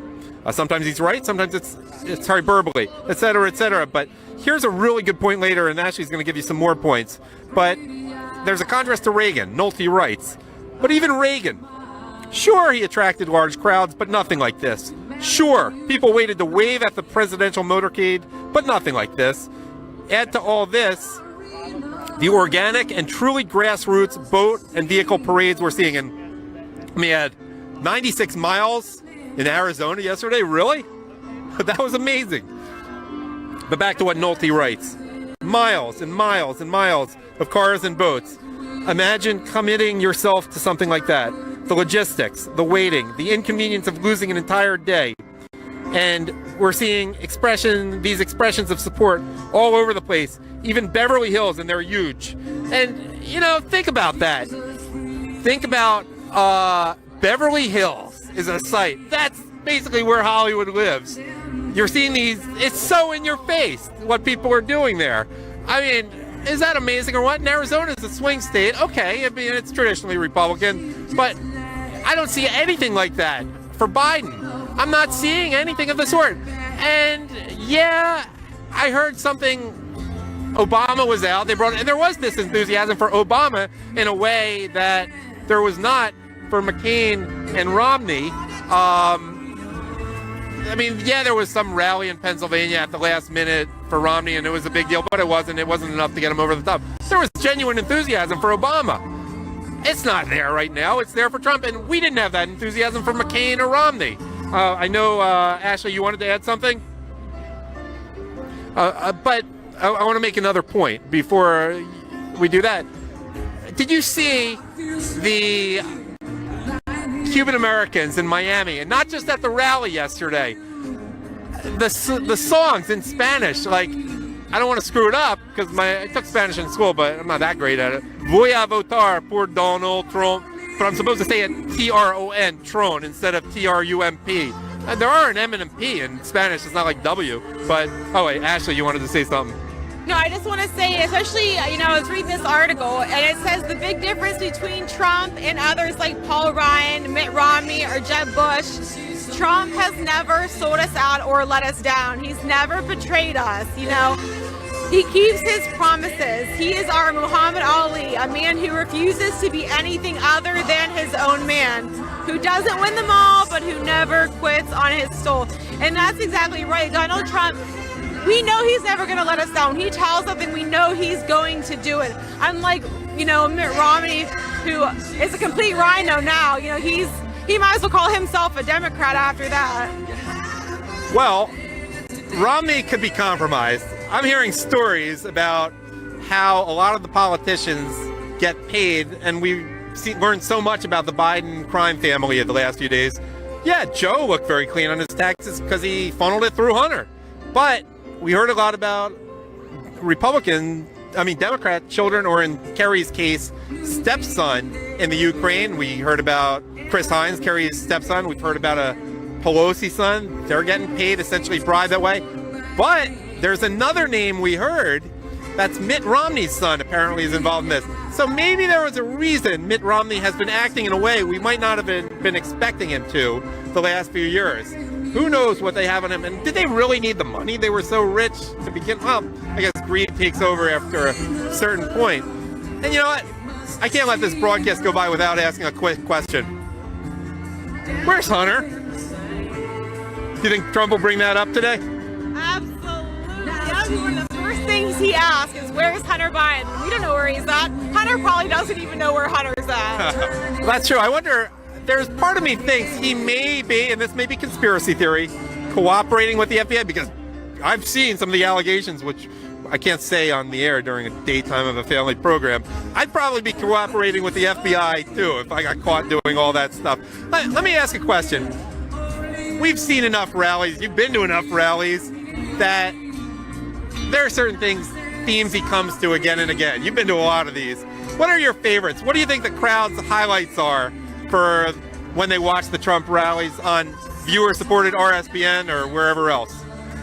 I know personally my favorite is when he goes off script, he goes off teleprompter. And, he kind of just says whatever rolls off his tongue. And that's what people love. They love the blunt honesty. They love, he gets in trouble for it, but, the crowds always love to chant, lock her up. He's been in trouble for that, but he doesn't bring it on himself a lot of the times. A lot of the times the crowds have been bringing that up. But they just love to hear what he has to say. They love when he picks on the Democrats. Sometimes he even picks on other Republicans, and that's okay. Well, what I love, and it's not one specific thing, is how he changes his train of thought in mid-sentence. That's not what they teach you in speech and rhetoric class, but it's, he goes on different trains of thought, and it creates, to me, a lot of the bond with the audience, because it's just like he's having a casual conversation. He's really a non-traditional speaker, but to me, a great speaker. It's like, oh, I just thought of this. I'd really like to know how he prepares his speeches. Like, does he do it on the plane here? How does he make each one seem different? Obviously, again, there are themes that they come to. Now, Philip, you've gone to a lot of these. You've been doing this for viewer-supported RSBN for months now, and you've seen a lot of these. I'm curious, as I asked Ashley, what your favorite parts are. What puts a smile on your face? Well, I haven't necessarily been here for months, but I've been to quite a few rallies within the last few weeks here. And not to mention the rallies I have been to on my own. The things that I like most about President Trump's rallies is he's not afraid to break a little glass to have a good time at a rally. And like Ashley was saying about the lock her up, when I was in high school in the 2016 election, I was a big fan of the lock her up chants. Me and my buddies would go to rallies and we would have a great time starting to chant lock her up. We thought it was great, and it was also the truth, because as we were talking about with the Biden family and the Clintons and the Romneys, there is corruption embedded deep in Washington, D.C. There is a deep, deep swamp, and President Trump was committed to draining it in 2016, and he has done it. And that's why we need to reelect him for 4 more years, because he's exposing the swamp. And that's probably one of the greatest things about Trump rallies. Yeah. I mean, lock her up we love, even though, to be honest, we know it's not the way our criminal justice service works, which might be a good thing in the long term. The president can't just lock someone up. But that's one of my favorite speeches. Now, if someone's watching a rally for the first time today, what do you think the most likely crowd chants are that we'll hear today? Lock her up may come up, and it comes up automatically if he brings up Hillary Clinton, and lock them up or lock him up for members of the Biden family. But what other chants do you expect the crowd? Now it's a pretty big crowd. We're almost full here. What do you think we'll hear today? I think we'll hear "We love you." We hear that all the time. President Trump says he's never heard any other political candidate or president have that said to them ever before, and I don't think I've ever heard it before, and it has now become something that you hear at every single Trump rally. Almost every event that I've been to, I've heard it, the people chanting "We love you" because they love their president and how hard he is fighting for this country, which he loves so dearly and which everyone in this crowd loves dearly as well. My favorite chant to hear is 4 more years. I think we're going to hear that one today. I think every single person here wants 4 more years of President Trump. You know, one of my favorite pictures of him is, if you can find it on Google, it's super easy, but he's hugging the American flag. And never have I seen a president show their love and affection for our country and our flag like President Donald Trump has. You know, I'm standing here, I'm watching all these people come in, and it's not stopping. You know, as the minutes go on, more and more people are rolling in. The overflow's getting pretty big. You know, everyone's standing anxiously awaiting President Trump. He should be here, you know, any minute now. I want to add one thing about the chants. There was one late last night in the rally in Opelika, which is Miami, Florida. There was a new one, apparently. That's the crowd was being rallied to, was shouting, "Fire Dr. Fauci." That's a new one. Apparently, according to Breitbart.com, the president began speaking about the ongoing effort to develop a coronavirus vaccine despite Democrat opposition. The crowd started chanting, "Fire Fauci! Fire Fauci!" That I hadn't heard before. That's new. And the president had a great response. "Don't tell anyone, but let me wait till a little after the election, please," the president responded. And he seemed surprised that the chant emerged. And the president is almost here. What do you think? Is he almost here? We never know for sure. Well, we can never be too sure when the president's going to arrive here at any of his rallies. I did have word that the president was wheels up a bit ago from Miami, headed his way toward Fayetteville, North Carolina. I have seen some activity on the airfield here. Cop cars headed down to the end of the runway to intercept Air Force One as it lands, which it will be doing very shortly. Like I said, never can be exactly sure when the president is going to arrive, but when that moment does come, we will be sure to bring you live, uninterrupted coverage of that. Not exactly sure which way it'll be landing from or what time it will be here, but as I said, we will bring it to you live. That is one thing that RSBN has been committed to since 2016, is bringing you live, uninterrupted coverage of the Trump rallies, also always promising to show the crowd. In 2016, the Trump rallies were so large, and the mainstream media, refused to say anything because they didn't want the people to see just exactly how strong the support was for our president. Times have changed since then. There is even more enthusiasm in 2020 than there ever was in 2016. The crowds are large. There was 57,000 people in Butler, Pennsylvania several nights ago at an airfield there to support the President of the United States. In 2016, if you had said that Donald Trump was going to pull 57,000 people to an airfield in Pennsylvania, many would say it's impossible. Well, Donald Trump has clearly proven them wrong time and time again, and he has made the impossible possible. The enthusiasm for this president is through the roof. The people love his message, and the mainstream media will not show the crowds. They refuse to go to every single event and give it live, uninterrupted coverage. But RSBN, Right Side Broadcast Network, is here for you. We have your back, and we will continue to give you live, uninterrupted coverage of every single Trump rally. So thank you so much for your support. It's only a matter of time here. The president will be taking that podium shortly and delivering his remarks to North Carolina to why they need to re-elect him for 4 more years, put him back in the White House for 4 more years, so that the people can continue to have a prosperous, growing, flourishing economic America, and that is exactly what the people want. The people do not want shutdowns. The people do not want restrictions. And ultimately, what is being shown here is the opposite of a shutdown. It is people promoting their First Amendment right to freedom of speech and to protest. And that is exactly what this is here. It's people putting freedom above fear and really supporting their constitutional rights to protest and to have free speech.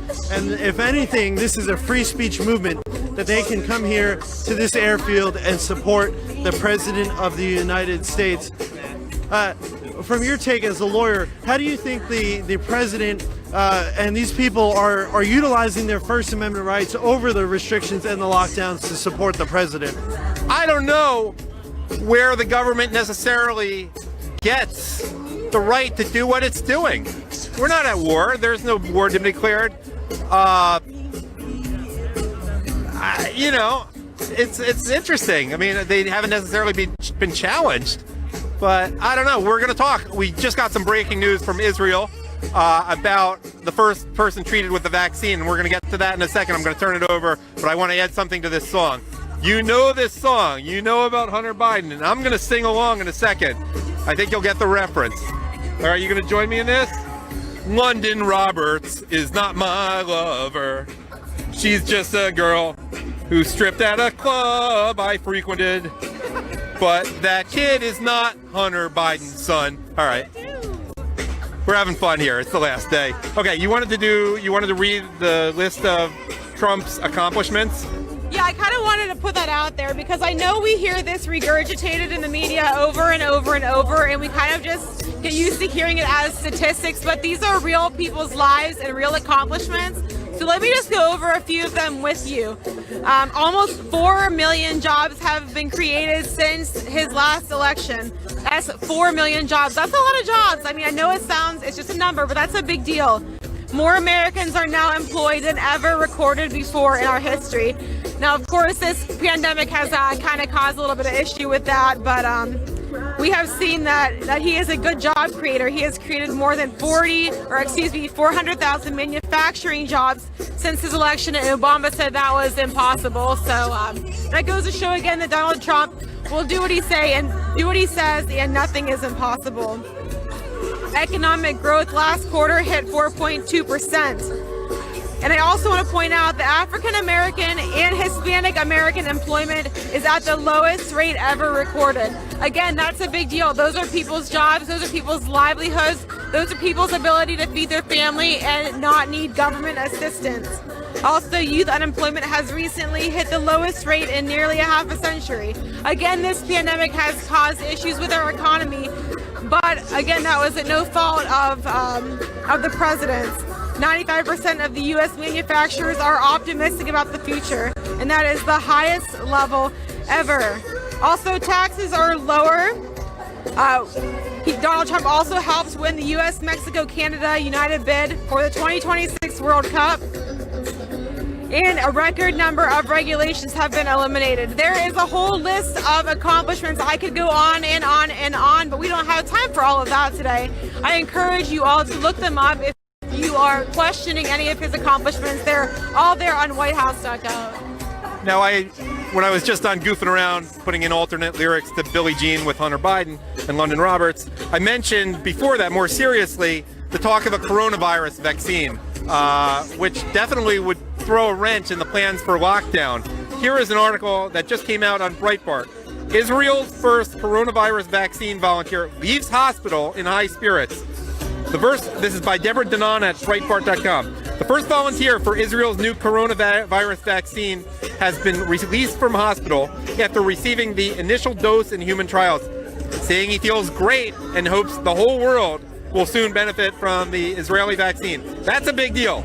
50 million shots of the vaccine, called BriLife or BriLife, are already being produced by the Defense Ministry-run Israel Institute for Biological Research. I don't think there even are 15 million people in Israel, so this is meant to be shared with the world. Sheba Medical Center in Ramat Gan on Sunday, the Times of Israel reported. I'm here after spending the night in Sheba Medical, and now I'm going home, and I feel great, and I hope we will bring the vaccine to Israel and to the whole world. Eitan Ben Ami, a Sheba doctor conducting the trial, told newspaper. The first patient was kept in hospital for 24 hours to observe him in case of any adverse effects, and there were none.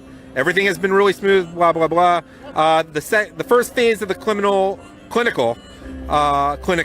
trial will last approximately a month and will involve some 80 healthy volunteers aged 18 to 55, the report said. The second phase, beginning in December, will vaccinate around 1,000 volunteers aged 18 to 85 at 8 hospitals around the country. This phase will also allow volunteers with pre-existing conditions to participate. If that phase goes well and antibodies are detected in the volunteers' blood, vaccinations will then be given to some 30,000 people in April or May 2021. That's less than 6 months. Following that, it will receive approval for general use around July. So this is a big deal. Major progress, not necessarily in the U.S., but with a vaccine for coronavirus. And I just want to add some additional information. Not to cut you off there, but Air Force One, I believe, is arriving right now, about to land here at Fayetteville Regional Airport. It's going to be touching down here, wheels down. Any moment, the President of the United States on board that plane. Just a matter of time before it touches down. I imagine it's probably going to land right in front of the crowd here, which will be quite the shot. And as soon as it does land, we're going to have that for you. Right now it's behind those trucks, but there it is, Air Force One in all of her glory, carrying the President of the United States, Donald J. Trump. And you have just seen it here for the first time today, President Trump arriving in Fayetteville, North Carolina at the airport. So that is quite something. He will be energetic and he will be passionate as he makes his case for why he needs 4 more years in the White House to help make America great again, as the president likes to say. Any moment here, Air Force One will be taxiing up the runway, and he will be getting off, and as soon as he does, we're going to bring you live uninterrupted coverage of that.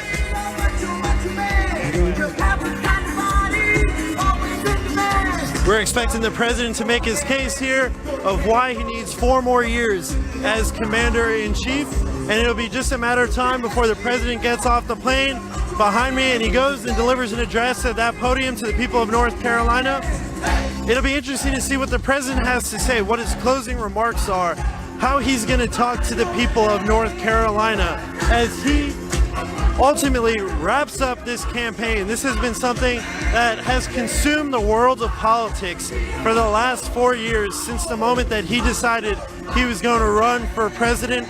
And this is kind of the end. If the president wins tomorrow, who knows what will happen next. But as far as the 2020 campaign season goes, we are in the final hours of the 2020 campaign season, and who knows what the mainstream, lamestream media, MSDNC, fake news, CNN is going to do when Donald Trump isn't in office anymore, because they won't have fake stories to put out. So I think the energy in politics is kind of a bittersweet day here as we realize this is the end of the 2020 campaign, and next time around there will not be another President Trump campaigning for re-election. So really what we are witnessing here is historic and groundbreaking. This will be one of the final remarks that this president makes for his re-election campaign as he disembarks Air Force One, which is right down there. Go ahead and we can pan to it. The president on that plane making his way down the runway, down the taxiway, taxiing over here to the crowd. People are fired up. They're waving their signs. People are dancing. There's smiles on everyone's faces, and surely there will be victory for President Trump come November 3rd, which is tomorrow in North Carolina. I believe he's going to win the state by quite a bit. There was a massive crowd last night in Hickory, and there's quite a large crowd here in Fayetteville, North Carolina for the President of the United States. Everyone holding up their phones and taking pictures with their children or taking pictures themselves with Air Force One right there. Like I said, truly a historic moment in United States political history. This will be one of the last speeches that President Donald J. Trump gives for his re-election campaign before he is re-elected president tomorrow night on Election Day. Tomorrow is going to be a truly energy-filled, exciting day as we see the people come out in droves to vote for Donald J. Trump, and I'm excited to see exactly what will happen. There is Air Force One taxiing its way to the podium here. The president will get off at any moment as we see it pull up with just tremendous support here, and tremendous support here in North Carolina as the president arrives. Air Force One is always such a beautiful sight to see. You see it pull up, it's always clean, and there's just something about it that resonates, kind of like the seal on the presidential seal on the podium does. It just has quite a glorious ring to it when you see it, and the energy is building here as the plane gets closer and closer, and I imagine it's only a matter of time before we will hear Lee Greenwood's "God Bless the USA" play, and the president will disembark that plane. It's something that's quite truly fantastic to see. What are your thoughts every time you see Air Force One? What do you think about it? How does it resonate with you? It's magical. I mean, it's an experience that I can't even express.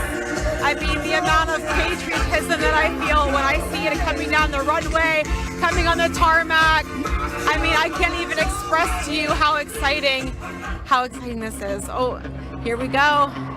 The door is open. Everyone's getting excited. Everyone has their hands up, their phones ready, taking video. The flag's waving. The music's playing. You guys, this is such an experience. I wish each and every one of you viewers could be here with us right now to feel the power that we feel at a rally like this.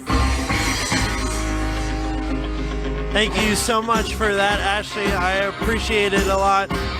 The stairs, the air stairs, are making their way towards the plane right now. I believe the media is going to unload the plane first and work their way back here towards the press stands, and then it'll be shortly after that we'll see the president unload from Air Force One and make his way out here to the crowd of people who want to re-elect him. There's a sea of red hats here today, and I imagine tomorrow there will be a great red wave sweep across the United States. Tomorrow is truly an important day in American politics. It will be a compass for the future of the United States. The fate of America is ultimately in this election. Will we be a radical left socialist nation with no police and no borders? Or will we be a strong law and order country who believes in traditional American values? The choice has never been more clear as people want to select President Trump to be their fighter tomorrow. And I think that there will be an overwhelming turnout for President Trump. Adam, what are some of your thoughts about how the president's going to deliver his message here today and what his final statements will be to the people of North Carolina? Boy, you're putting me on the spot. Well, I would say if the president were a normal human being, he would say it very tiredly, exhaustedly. I wouldn't. I'm a lot younger than he is. But he's going to work the crowd. I imagine this will be sort of his warm-up speech of the day. He's going to really stick it to Joe in Scranton, Joe. But I guess he got a decent night of sleep. This is his first one of the day, so we'll have some fire. I think he's going to remind people to get out and vote. He might even be a little more subdued. It might be get out the vote. We still have more than 24 hours left to get people voting. I imagine it'll be a little more subdued, actually, but I may be totally wrong. You know, watching President Trump do these rallies month after month is exciting. It's fun, you know. It's almost like going to the theater and watching an act. But today is the day before the election. it's serious. It's game time now. There's no more joking around. I mean, this is our future. You know, as the mother of 2 children, as the wife of an active duty Marine, I care so deeply about this country and the direction that it could go into.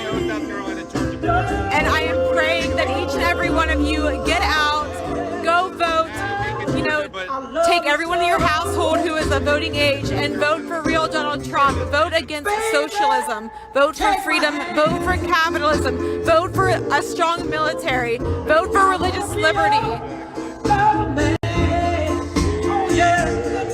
Thank you so much for that, Ashley. Just any moment here, the President of the United States will step off Air Force One and, like I have said, deliver his final remarks to the people of the United States, to the people of North Carolina, as to why he needs to be re-elected for 4 more years. There needs to be 4 more years of President Donald Trump in order to secure our border, in order to have law and order, in order to make sure that we are protecting the life of the unborn, to make sure we are protecting our Constitution. And the case has never been more clear why people need to re-elect President Trump, as I have said time and time again, and I imagine it's only a matter of time here before the president steps off the plane. The media is deplaning off the back from the air stairs, and that is usually just the thing that happen first. They get off Air Force One and work their way into the crowd or work their way towards the back in the press area where we are here.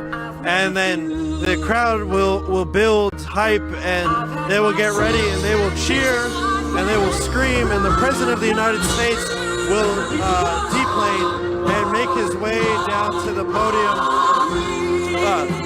If you notice, there's a gentleman walking up. He's going to be putting the president's remarks on the podium right now, his hard copy remarks. He does read off the teleprompter, but also the president has remarks prepared on paper, which is smart just in case the teleprompters were to go down. He has a hard copy. And the music is getting very loud here in Fayetteville, North Carolina, which makes me think that the president will be stepping out at any moment. I can barely hear myself speaking into the microphone. That's how loud the music is. And the crowd is building hype for the president, and everyone's holding up their phones, taking videos, taking photos, ready to see the President of the United States walk off Air Force One right now, which will be happening very shortly. And of course, we are bringing you live coverage of that here on RSB Network. You can follow us on all of our social medias at RSB Network, or you can go to our website at www.rsbnetwork.com, and you will not want to miss going there, because we are always bringing you uninterrupted coverage of every single event that the president is going to have. And I imagine going forward there will be more and more to come. So please stay tuned with RSBN, and we will continue to do our part to make sure that there is fair journalism. And for every rally up until the end of today,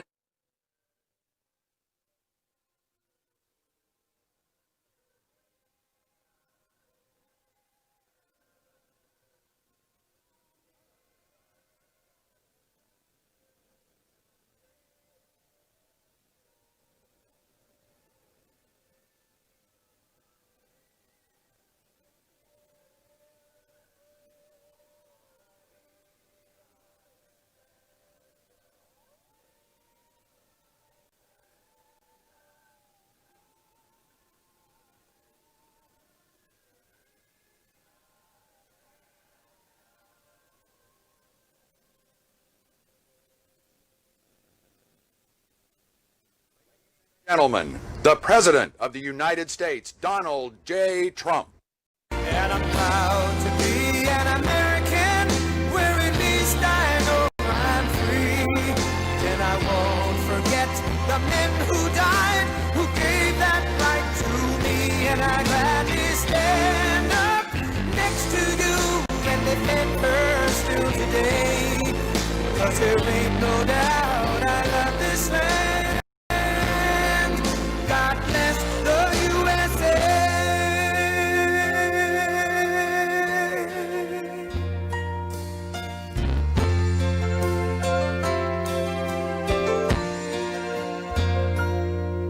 From the lakes of Minnesota to the hills of Tennessee, across the plains of Texas, from sea to shining sea, from Detroit down to Houston and New York to LA, where there's pride in every American heart, and it's time we stand and say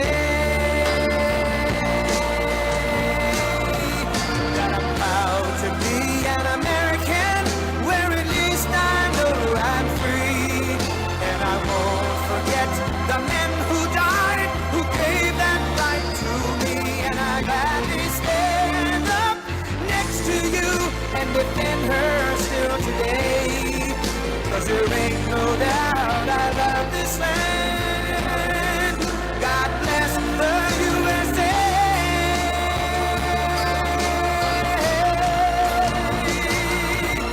And I'm proud to be an American, where at least I know I'm free, and I won't forget the men who died, who gave that right to me, and I gladly stand up next to you and defend her still today, 'cause there ain't no doubt I love this land. God bless the USA.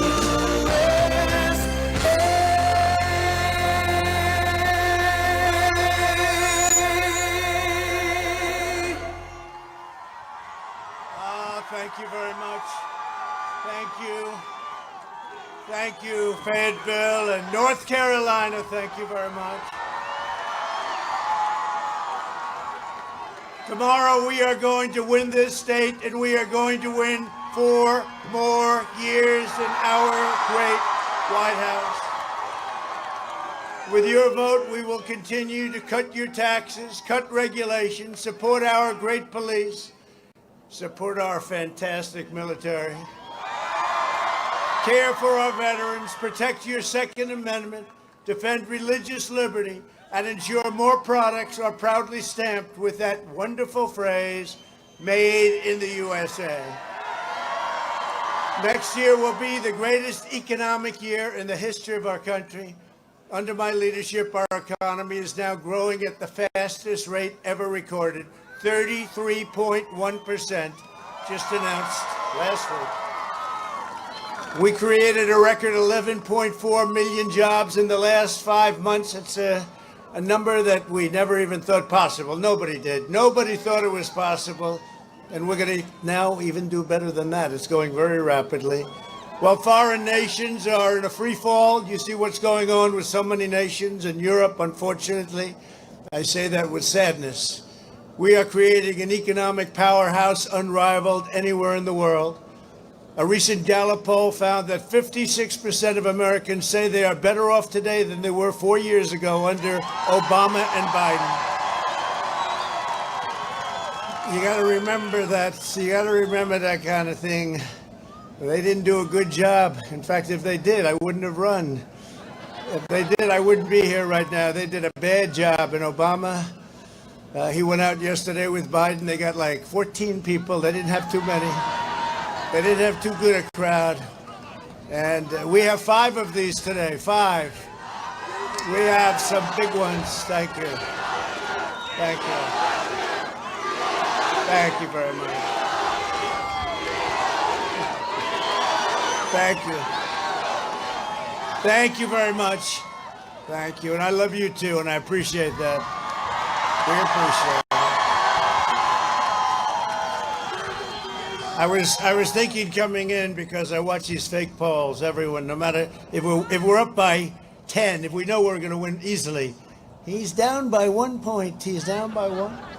I just watched this fake stuff, and I was saying to myself, you know, we've been under a phony, fake, hoax investigation for 3 years. Nothing but bad and really corrupt publicity from these people. And I say, I wonder what the difference would have been had it been legit, right? Had it been legit. And it turned out to be just the opposite. They were the ones that committed the crimes, not us. But I wonder what it would have been. I probably would have been a little bit easier, but you know the good news, we're going to win anyway. We're going to shove it. We're going to win anyway. I wonder what it would have been. I wonder what it would have been if all of the nonsense wasn't brought up.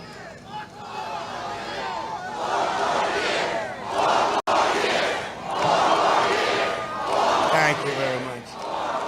Thank you very much. Looking tremendous in Florida, so of course they don't mention that. You know, it's Florida. Gee, we are looking good. We're really looking good all over. In the real polls, not the Fox polls. Those Fox polls. There's somebody in Fox doesn't like me very much, I can tell you. They are the phoniest polls, and they were almost as bad 4 years ago. Actually, they were worse.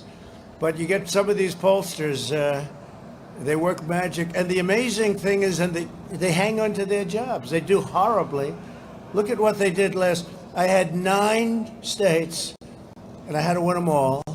And they said I was going to lose all 9. This is 4 years ago. I was going to lose all 9. It was going to be a very short evening for Donald Trump. And the poll said decisively I was going to lose all 9. And that was the day before. And I won all 9. I won them all. Or I wouldn't be here right now. No, I won all 9. It said we're going to lose all 9. And it was quite depressing as I turned on the television. Let's see how we did. He won Florida. He won South Carolina. And I'm saying, what? No, but think of it. And then they said they're getting rid of the guy like at Fox. I heard they were getting rid of that pollster, and they kept him. And they have others they kept. And you wonder what kind of a business that is. You wonder what kind. We have a case where in Wisconsin we're one up. And I left there a couple of days ago. We had a rally, you wouldn't believe it, packed, just like last night, like here, but like last night. This was the section, I wanted to come. This is considered a small, beautiful, cute, little, wonderful section. And they asked me, and I said, I want to be there. No, and every vote counts. It's very important. We had something last night in Miami. You would not have believed it. I don't know who saw it on television. I don't know. But you look at some of these results in Wisconsin. So, whether I'm up 1 or down 1, it's right in that thing. I think we're going to win Wisconsin because we have a lot of people that say, we don't want to talk to you, and then they go vote for Trump, right?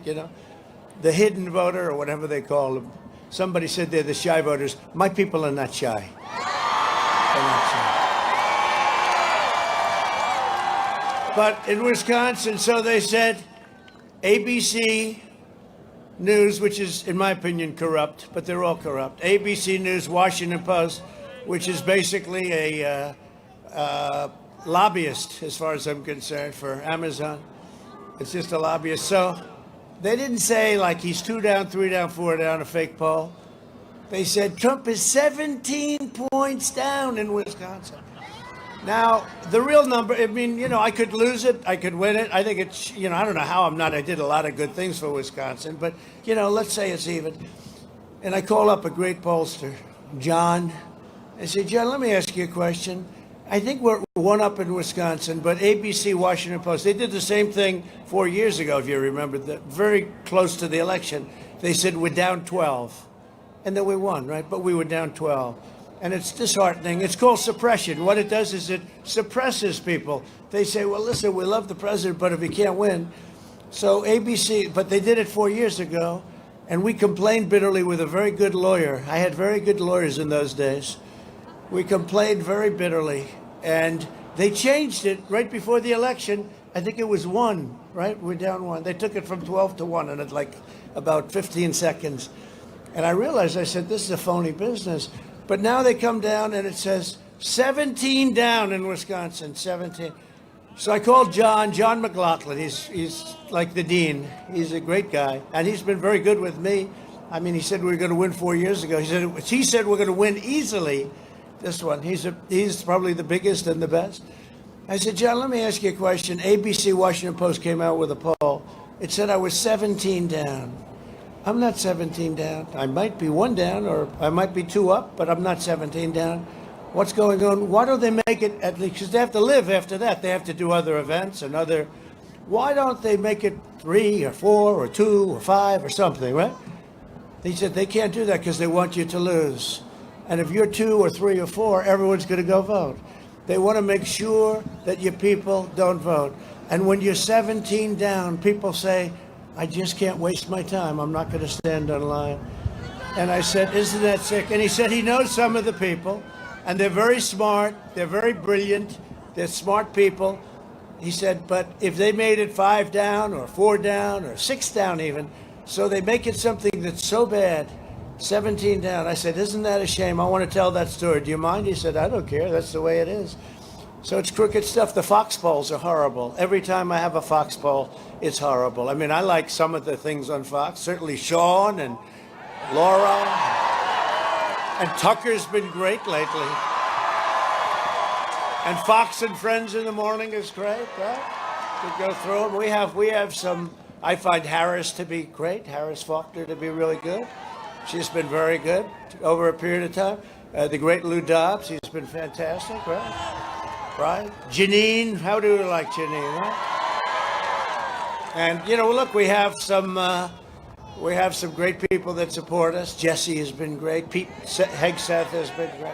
And I don't want to mention, you know, there are a lot of people. Look, we have a lot, but it's 90% negative, everything, you know, everything. It's but so think of that. So I said 17, and he gave me an answer. I just thought it was so incredible. I said, I got to tell that answer. So I hope I haven't bored you, but I thought it was interesting. Huh? I thought it was interesting. To me, it was interesting. And you know, I have like 5 of these to do today, so let's get going. And I appreciate you being here. We had some monsters last night. We had some little rough weather. It wasn't like this. We had in Michigan, we had a slightly cold day with the wind blowing at 40 miles an hour in my face. And you're lucky you have a president that doesn't need a teleprompter. I was able to good memory. I would have been in big trouble. There was no way you could hold paper. There was no way you could do it. You would just, and my guy set it up where the wind was right smack in my face. And I was looking at that flag from the plane. I said, oh no, here we go again. But actually, the flag must be a very high quality silk because it's not that windy. But yesterday it was not, that was not an easy day. We had some very cold stops. So Biden and Harris, Kamala, you want her? You want her as your first woman president? I don't think so. And the radical left gain power. They will collapse our economy and send our nation into a depression. Biden will raise your taxes $4 trillion, massively increase your regulations, close down your factories, send your jobs overseas. That's what he's been doing all his life. Him and his group. Destroy the suburbs. Dissolve your borders, terminate religious liberty, outlaw private health insurance. 180 million people have great health insurance. Shred your Second Amendment, confiscate your guns, and indoctrinate your children with anti-American lies. Biden has vowed to abolish the American oil and natural gas industries and ban fracking. He said it for a year and a half, he said it. Then all of a sudden he goes to Pennsylvania. No, I never said that. And the fake news doesn't do anything about it. Biden's energy ban will send every state into crushing poverty from North Carolina to Michigan to Pennsylvania. As long as I'm president, we will remain the #1 producer of oil and natural gas on Earth. And we will remain energy independent. Sleepy Joe Biden is a globalist who spent 47 years outsourcing your jobs, opening your borders, and sacrificing American blood and treasure in endless foreign wars in countries that most of you have never even heard of. He was a cheerleader for NAFTA, and they're all coming home. Don't worry about it. I said it. He was a cheerleader for NAFTA and China's entry into the World Trade Organization. North Carolina lost 50% of all manufacturing jobs after those Biden betrayals. And now he says, oh, he's trying to follow my policy. He's trying to follow my policy. He's not going to do my policy. He's been doing this for 47 years plus, and for 8 years as vice president, which was only 3.5 years ago. Joe Biden is a corrupt politician who raked in millions from China while giving them your jobs.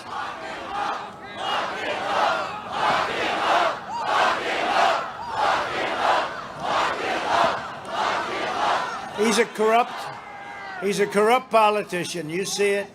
Now they say the laptop, Schiff, watermelon head, Schiff. That laptop was produced by Russia. Here we go again. Russia. Here we go again. Can you imagine what they must think of it? These people are crazy. No, it was produced by, where's Hunter? That's right, it was produced by Hunter. These guys are really, think of it, now Schiff knows, he's psycho in many ways, but he knows. It's a total con game. I had to put up with it for 3 years. And it affects it. You know, when you see nothing but negative television every night, and then they find totally no collusion after wasting $48 million, 18 people, think of it. And then it's no collusion, but then you have to run. But you've had 3 years of horrible publicity. And they did it. I mean, they did it. They were the criminals. Hillary was a criminal. She deleted her emails. People go to jail for that.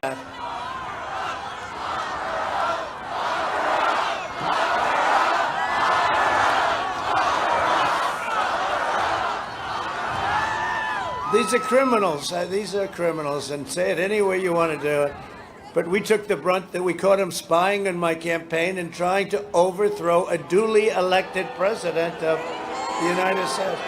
So I go, and that was before I even knew. I mean, that was while I was running. I didn't even know. I'd hear these things, sir. This is before I got elected. Guys would come up to me every once in a while. Sir, do you have anything to do with Russia? I said, no. Why do you ask? Oh. I was just curious, because it was like this thing floating around. Then they come up again.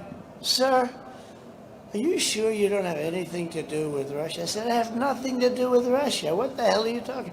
And you hear it 4 or 5 times. Then you get into office and they come up with this scheme and this plot. It was a plot to overthrow the government of the United States. And then we have people that just don't act fast. I mean, it's just unbelievable. We have so much information. We have the whole thing. And Obama was involved. And Biden was involved.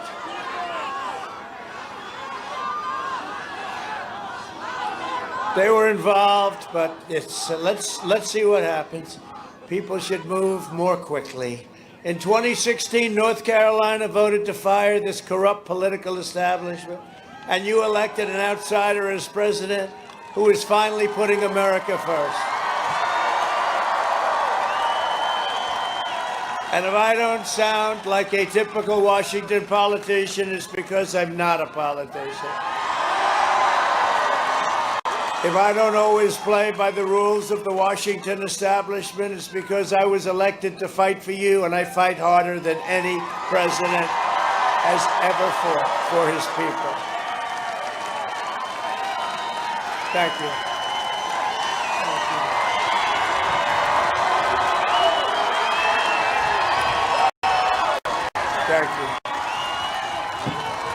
Thank you.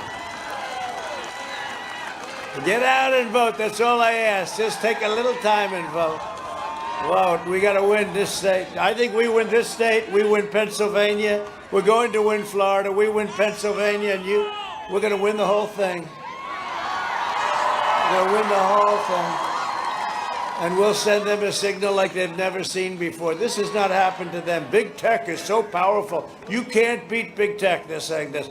And I see it on Twitter. Trending, right?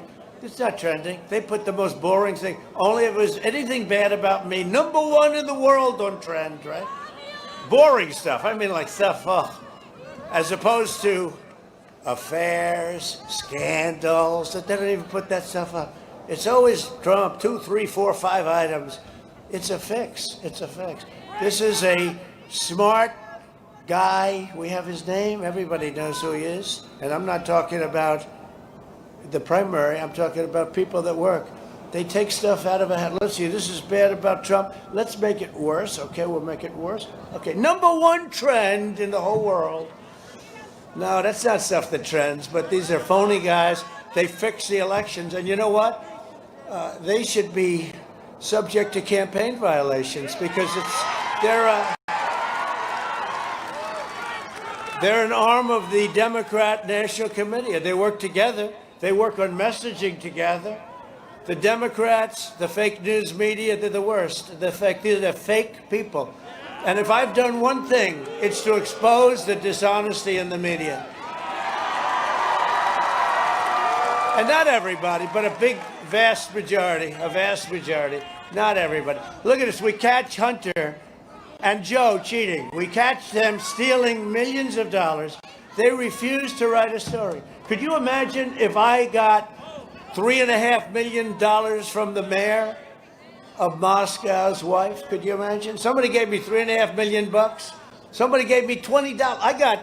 They impeached me because I made a perfect phone call to the head of Ukraine. I never met the gentleman. Congratulations on your win. If you see anything corrupt, please call the Attorney General of the United States.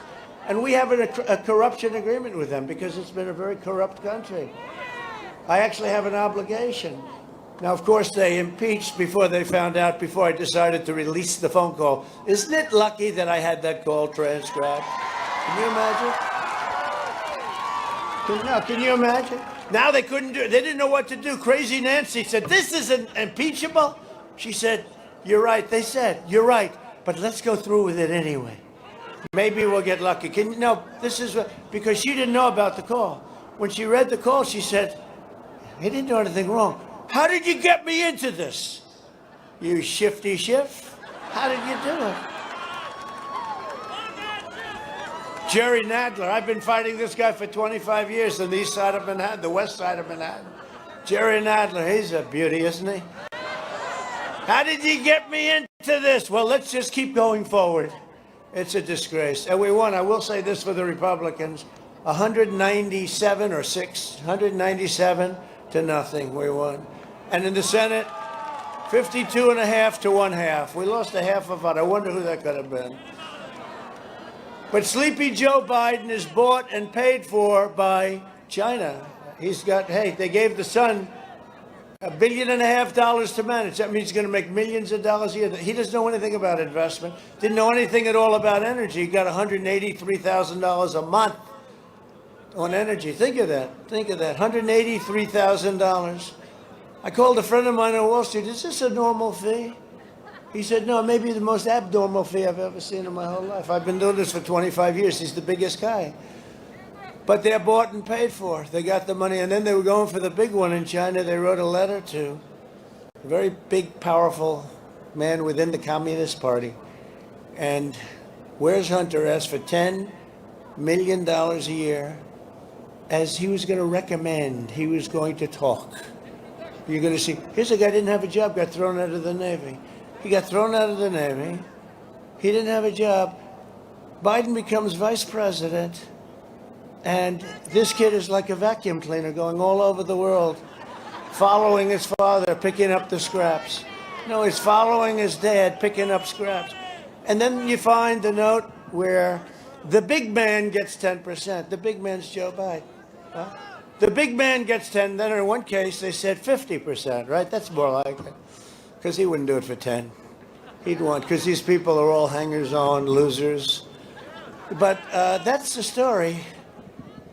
And it's in a laptop. And now they say the laptop was made by Russia, therefore it has no credibility. Can you believe this, all right?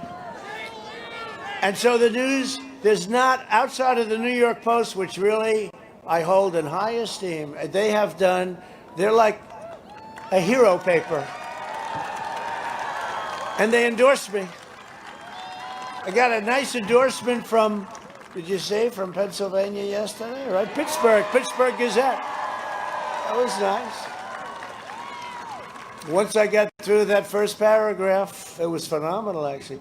They said, we don't love his personality. We don't love his tough demeanor. But I have to be tough. Look, I've been under investigation from before I ever became president. I have to be tough. If I was soft, I wouldn't be here right now. And they don't want to say that. I was under a fake investigation by a lot of fake people. Bob Mueller and his crew. The whole thing was a fake scam that should have never been started, and they knew the answer on the first day. But it took them 2.5 years to put it down, no collusion. But they knew the answer the first day. So I was under investigation for the first 2.5 years, right? Think of that. And then they say he's tough, but I'll take it anyway. I'll take their endorsement anyway. Because once you get over the first paragraph or two, it says all of the things we've done, which are incredible,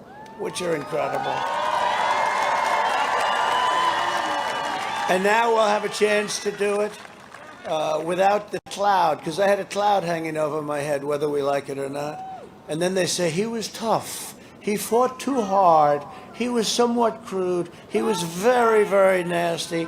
His Twitter. Now, you know what? If I didn't have social media, I wouldn't be here. It was the only way I could defend myself.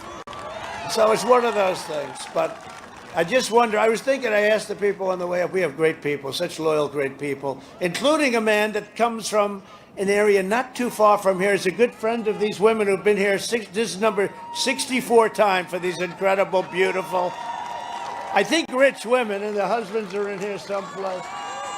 But they had their husbands. They were at the one last night. That was a big deal, wasn't it? But this is number 64, I would say, right? 65. Oh, there's two more. They come from North Carolina, but we have Mark Meadows comes from North Carolina. And he has been fantastic. He's done a great job. Where is he? He's probably working. You know, he's bum with a phone. He's got two phones instead of one. And he's not going to break it up with a hammer like Hillary did. He's going to throw it away. He'll come down, watch. He's done a fantastic job. And he loves this state. He loves North Carolina. And I specifically said, I want somebody from North Carolina. Give me Meadows. Now, I knew 3 years ago, I said, we got to get Meadows in here. Big tech, big media, big donors, and powerful special interests are desperate for Sleepy Joe to win. They want him to win. I'll tell you who wants him to win, China. They will own our country because they own him, they control him, and they know he will always be there to do their bidding. He'll always be there. He's a corrupt politician. I don't care, I'll say. And I say it, everybody knows it's true. Can you imagine? Big tech refuses to put anything in. They took the New York Post down for 2 weeks because they won't let anyone write. If you put out a little tweet and say that Biden is corrupt, they will knock out your whole account. Nobody's ever seen anything like this. And you notice, it is, outside of what I say, it is indeed fading away.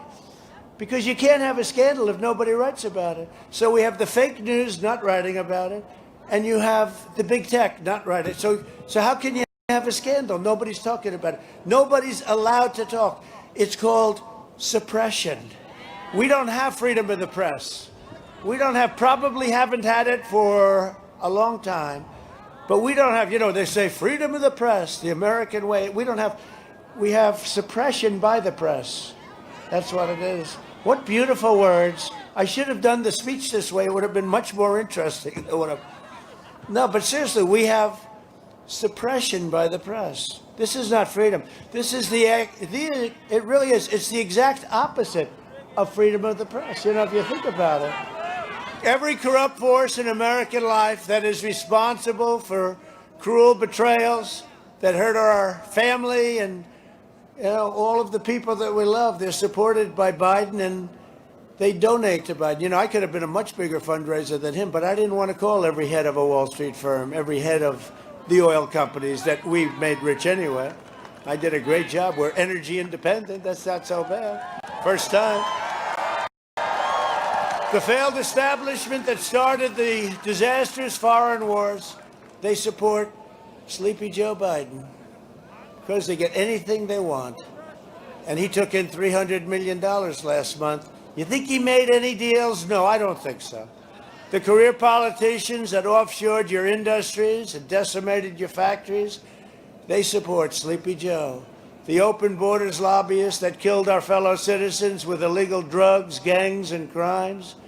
The people that wanted to stop the wall, even though it knew it works. It's almost finished, by the way. Be finished very soon. But the people that wanted to stop it, even though they knew full well it worked, remember they said, no, we don't want a wall. Walls are obsolete. We want drones. Drones, okay, good. Drones flying to watch the people pour into our country. They want drones. Let's have drones. The far-left Democrats that ruined our public schools, depleted our inner cities, defunded our police, and demeaned your sacred faith and values, they support Sleepy Joe Biden. You can't even go to your churches. You can't even go to your church. And your governor of North Carolina, you got to open up your state.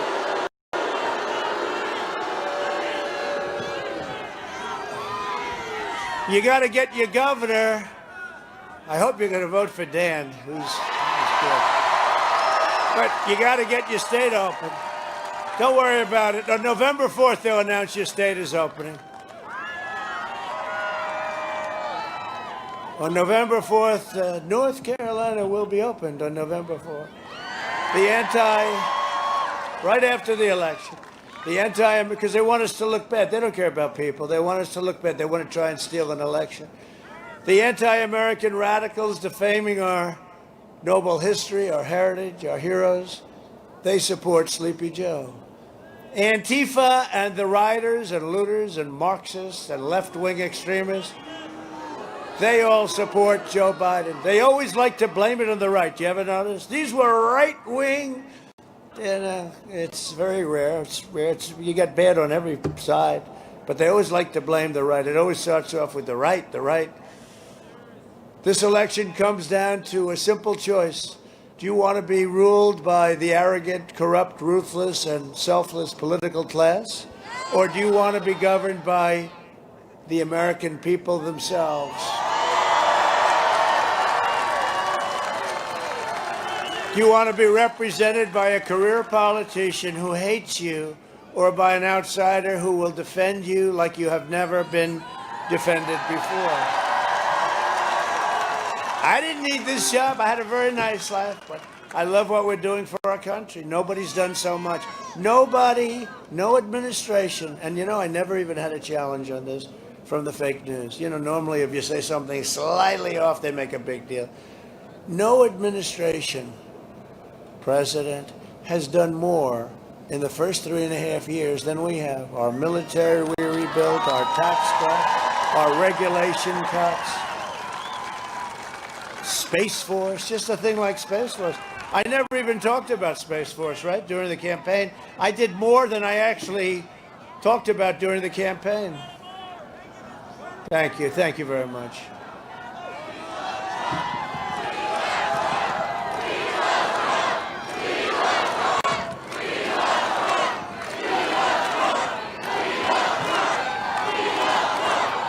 Thank you.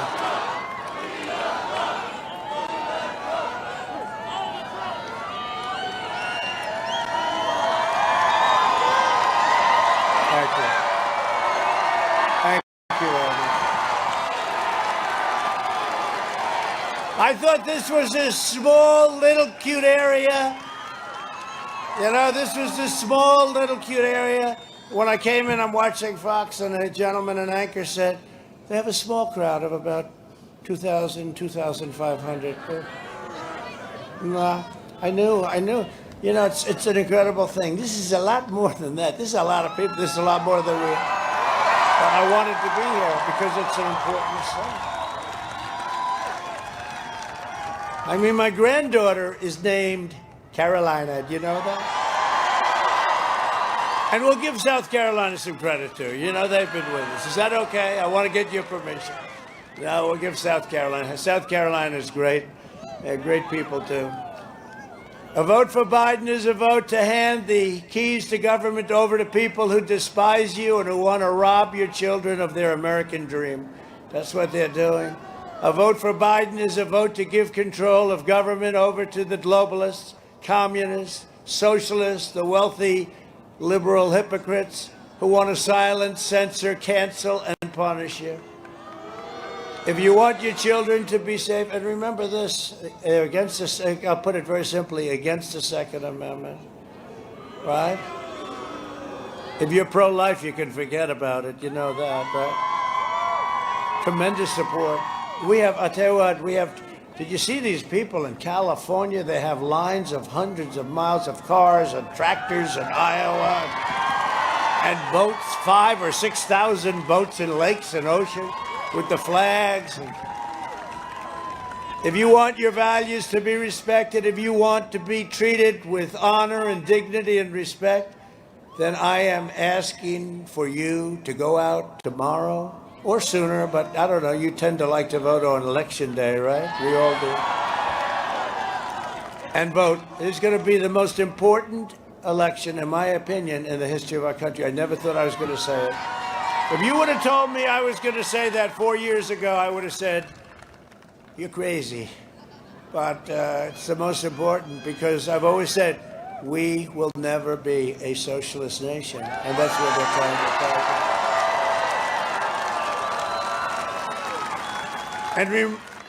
And remember what I said 4 years ago. I said, I am your voice, and we will make America great again. And that's what we're doing.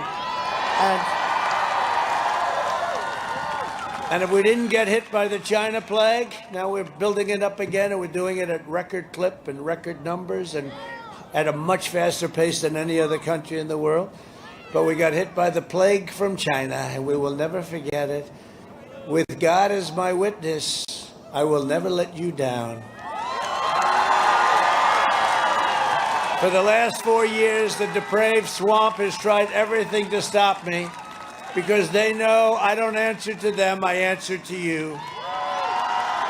Together, we will defeat the corrupt establishment, we will dethrone the failed political class, and we will drain the Washington swamp. And we will save the American dream. This election is also a choice between a deadly Biden lockdown. He wants to have you locked down. I don't even know if he knows. I mean, to be honest, they ask him a question. I don't think he has a clue. You can vote whoever you want, but I don't think he has a clue. You know it. The media knows it. The media laughs behind his back, and then they say he did brilliantly today. No, he didn't do brilliantly. He can't do. He didn't do brilliantly in his prime. And he's not in his prime anymore. Or a safe vaccine that ends the pandemic, and we're doing very well with the vaccines. They'll be distributed very soon. We will mass distribute the vaccine in just a few short weeks. It will quickly eradicate the virus and wipe out the China plague once and for all. Joe Biden is promising to delay the vaccine and turn America into a prison state. Looking, again, that's more Kamala, you know? Remember when they said, this is the Harris-Biden administration, right? I never did that with Mike. And you know what? Mike Pence never came to me and said, do you mind if I put my name first every once in a while? No, because, and by the way, he's been a great vice president. Some people say it was a perfect combination. It was. He's a great guy. He's going to be in your state in a little while, locking you in your home while letting far-left rioters roam free. The Biden lockdown will mean no school, no graduations, no weddings, no Thanksgiving, no Easter, no Christmas, no 4th of July, and no future for America's youth. Other than that, it's fine. I think it's just fine. If you want a vaccine to kill the virus, a job to support your family, and freedom to live your life, then you go and cast your ballot for President Trump.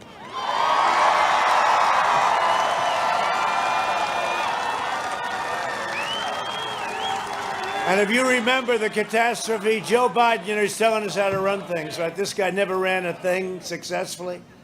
He was said horrible things about him when he was in the administration. Obama didn't even want to endorse him. He wouldn't endorse him. Even after he won, Obama said, this is no way. How long did it take him after he won? It took forever. Obama couldn't believe it. I don't think Obama's much better. You want to know the truth? Joe Biden personally ran the swine flu, right? The swine flu. H1N1, which he can never remember. He never says it. He says it, and he goes N1, H1. I said, no. He failed horribly, and he was a laughingstock all over Washington. They were laughing at him, and his own chief of staff said he was absolutely terrible. They did a terrible job. Now he's telling us how to do it. I should have closed earlier. There's only one problem. He's on record all over the place, knocking me 2.5 months later for closing too soon. And closing it all. He said, don't close. He's xenophobic. You know, xenophobic. I didn't like people from China is what he's saying. It's so wrong. I think they're incredible people. I do. I think they're incredible people. But he said xenophobic. And then he runs for office. He says he should have closed earlier. And you know what? The press never covers that. You can't get... The only time I get it covered is if I happen to be on live television. I'll say it again and again. And when I do say it, they try and turn it off. Let's go to a commercial break right now. I think I know what's coming. These are really bad people. Secretary of Defense Robert Gates said that Biden has been wrong on nearly every major foreign policy and national security issue over the past 4 decades. He had no respect for him whatsoever. I'm sure he endorsed him because he's probably looking for something like everybody else, but I don't think any of them are going to get anything because I think we're going to have one of the greatest victories tomorrow. But you don't have to take my word for what a disaster Joe Biden is, because it's the great state of North Carolina. I spent a fortune. See this? See the board? I spent a lot of money on the board. So let's just take a look at a little roll. Let's roll it, please. Have you taken a cognitive... No, I haven't taken a test. Why the hell would I take a test? Come on, man. That's like saying you, before you got in this program, you take a test where you're taking cocaine or not. What do you think, huh? Are you a junkie? By the way, this is my little sister, Valerie, and I'm Jill's husband. Oh, no, this is no, you switched on me. This is my wife. This is my sister. They switched on me. But I tell you, if you have a problem figuring out whether you're for me or Trump, and you ain't black. There is not a single solitary reason in the world why, as I said, we shouldn't be in a position that everybody, and that's my wife, Jill. Hey, Jilly, I'm Jill's husband, actually. And Corn Pop was a bad dude. And he ran a bunch of bad boys. And I did, and back in those days, you see how things had changed? Play the radio. Make sure the television, make sure you have the record player on at night. The phone. Make sure the kids hear words. We hold these truths to be self-evident. All men and women created by you know the thing. Because if you could take care, you were a quartermaster, you can sure and hell take care of running a department store thing, where in the second floor of the ladies department. You know what I mean? Well, I'm sick and tired of smart guys. The rapidly rising I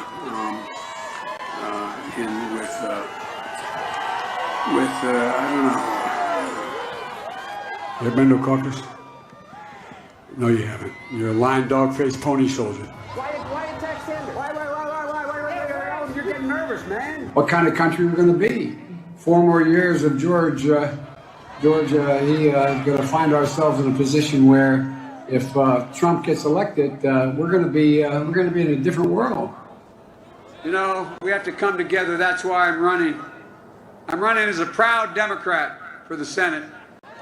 And by the way, I sit on the stand, and it get hot. I got hairy legs that turn blonde in the sun.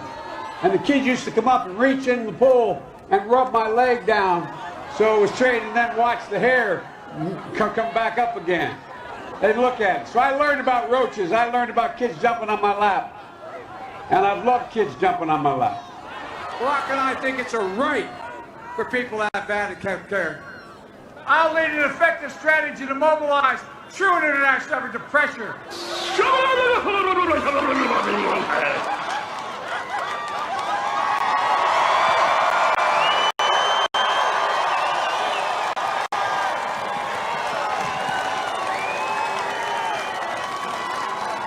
Don't do it. Don't do it. Don't do it to yourselves.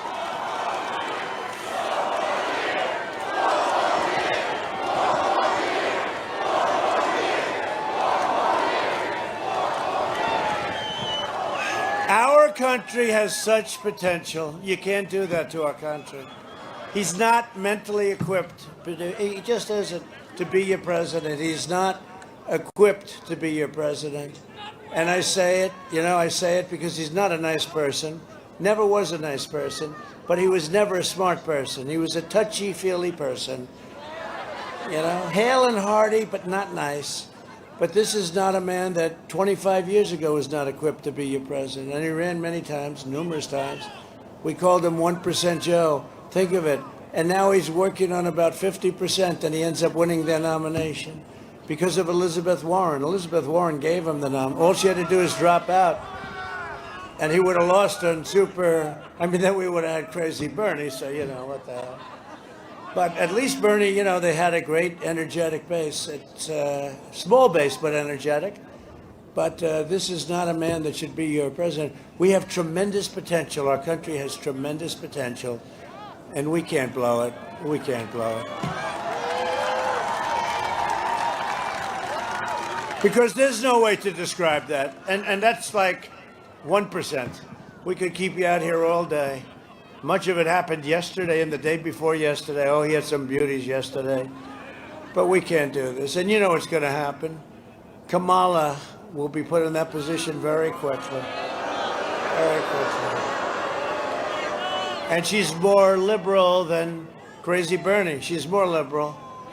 In fact, she makes him look like a strict conservative.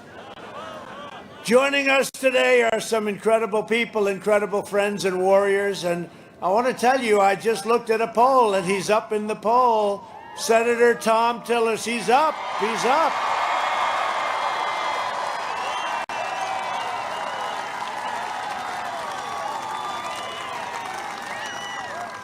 That's great, Tom. Good. I'm very happy with that. We got to get him in. He's a good man. Good man. And your wife was great the other night. We had a great rally the other night, and you were well represented, let me tell you. Very well. Congratulations. Well, let's save that for tomorrow or the next day. Or, as the Supreme Court would say, sometime into the future. What a ruling. What a ruling. What a horrible thing that they've done. Do you know that puts our country in danger? Do you know what can happen during that long period of time? Pennsylvania, the long period of time. Do you know what can happen? Number one, cheating can happen like you've never seen. This is their dream. And they are known for it, The Philadelphia area is known for it. But what can happen during that long period of time is just a disgrace. Get your ballots in and have them in long before the 3rd. And have them counted before the 3rd, and have an election where we can say to the world that we know who won and we know who lost. What a horror! Our Supreme Court. I'm just so tired of some of these horrible political decisions that are being made. It's a shame. It's a shame. And I won't get into it too much, but I'm going to start getting into it because they're hurting our country very badly, very badly. Representative, warrior, David Rouzer. David Rouzer. David, thank you. You're doing a great job. Appreciate it. Congress, we have a friend over there, David. Richard Hudson. Where's Richard? Richard Hudson. Congressman, another great guy. He's done a fantastic job, and a friend of mine, and somebody that's done an incredible job also in Congress, Dan Bishop. Thanks, Dan. Thank you, Dan. Doing a good job. He came in through the system. He won a race that was a tough race, right? We worked together on it, and he had no choke in him. He started off a little behind, to put it nicely, and he ended up winning, and he won solid. And how are you doing on this one? Good? I don't have to help you as much. He's going to win. He's going to win. He should win. He's a great congressman, all of them, all three. Thank you very much, fellas. A man that hopefully you're going to recognize for, I guess he doesn't have the funds that the other one has. He is, I see commercials all the time for your governor that has you in a total lockdown. But Dan Forest would be a phenomenal governor. A phenomenal governor. He would be. You could have a surprise, Dan. That could be a big, beautiful gift to North Carolina. Be a gift. That's not bad. Hey, Dan, that's not bad, huh? Beautiful. Hey, Dan, that's a very impressive applause you got, I have to be honest. Don't kid yourself. That is like a poll, you know? It's like a poll. Except instead of interviewing 73 people, they have thousands of people here.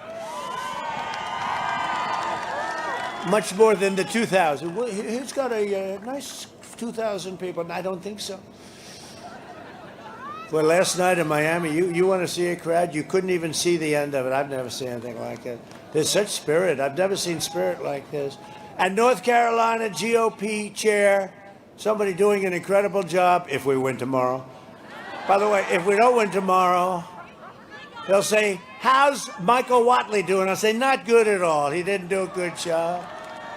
Michael Whatley. Are we doing okay, Michael? Yes? Get out. Get out the vote, Mike. Get him out. Get out the vote. Thanks, Michael. And you are doing a good job. I also want to recognize Medal of Honor recipient, Command Sergeant Major Bob Patterson. Where's Bob? Where's Bob? Where's Bob? Whoa, he looks good. He looks good.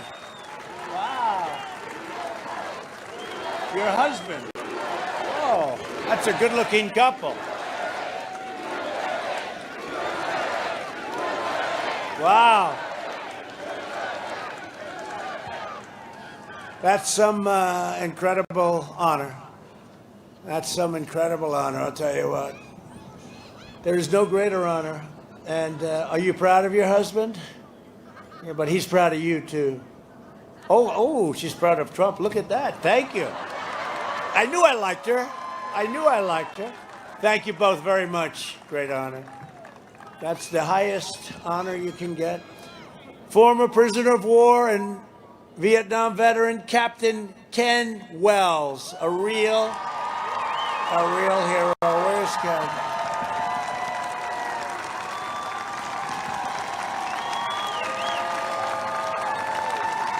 A real hero. Thank you. Thank you. Real tough one. Look at him. He's tough. He's a tough-looking guy. Thank you. Thank you very much. Beautiful. You look great. Thank you. These are great people. And World War II hero and D-Day veteran, very, very brave, they say, Harold Frank. Hi, Harold. You're looking good. Thank you, Harold. Thank you, Harold. Thank you. He said he's a brave one. Thank you, Harold. You're looking good. These guys look good. I don't know. They go through all that. They come out, they look better than all of us. I don't know. Something about the war. Something about brave people, right? Military spouse, and don't ever underestimate. That is where it all begins. Somebody who's incredible. Donna Dotson. Donna, where's Donna? Thank you, Donna. Thank you very much. Thank you, Donna. Great to have you. Thank you very much. And retired Sergeant Major Karen De La Vega. Karen, thank you.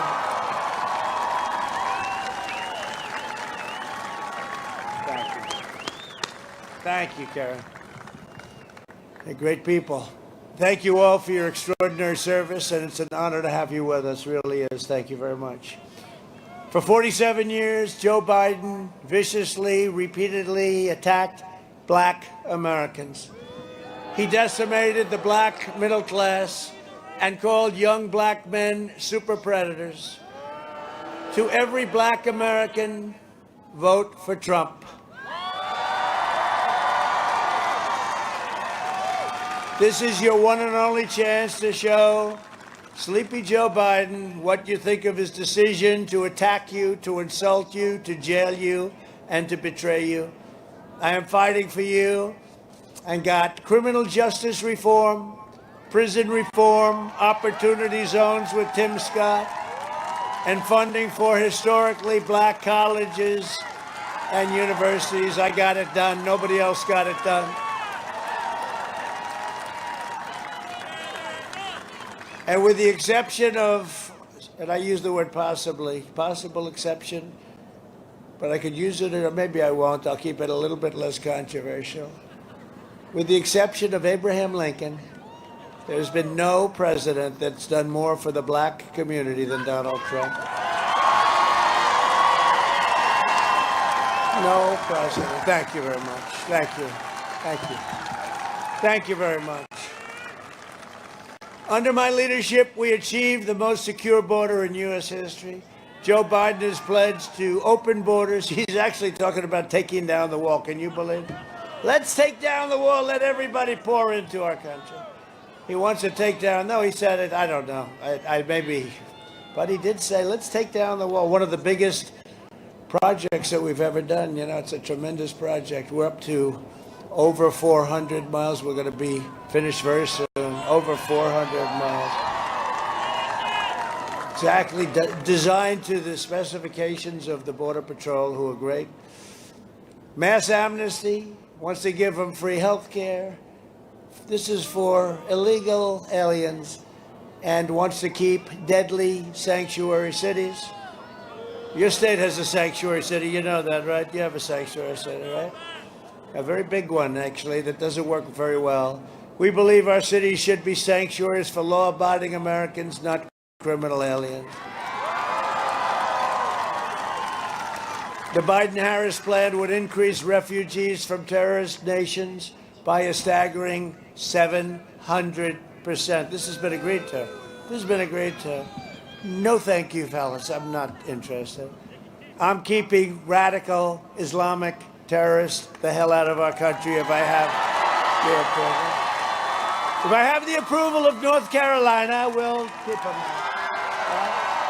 We're going to keep them out. We invested $2.5 trillion in the U.S. military. We have the greatest equipment, greatest people. $2.5 trillion. You think that was easy to get from the Democrats? Actually, the wall was even tougher. The wall was tougher. We got it. Do you notice once I got the wall started, got all the funding, won all the court cases against the Democrats, the press never talks about it anymore. They don't talk about it. We had the best statistics, the best. And can you imagine during the pandemic, because, you know, Mexico's very heavily, unfortunately, infected. And it was a good thing that we had it up. That's why the numbers are so good. We also passed for our great vets VA choice and VA accountability. Nobody thought that could happen. We obliterated 100% of the ISIS caliphate. We killed the leader of ISIS. Al-Baghdadi is dead. Last week, I visited Fort Bragg, where I presented the Presidential Unit Citation to the Special Forces team that achieved that historic victory. It was great.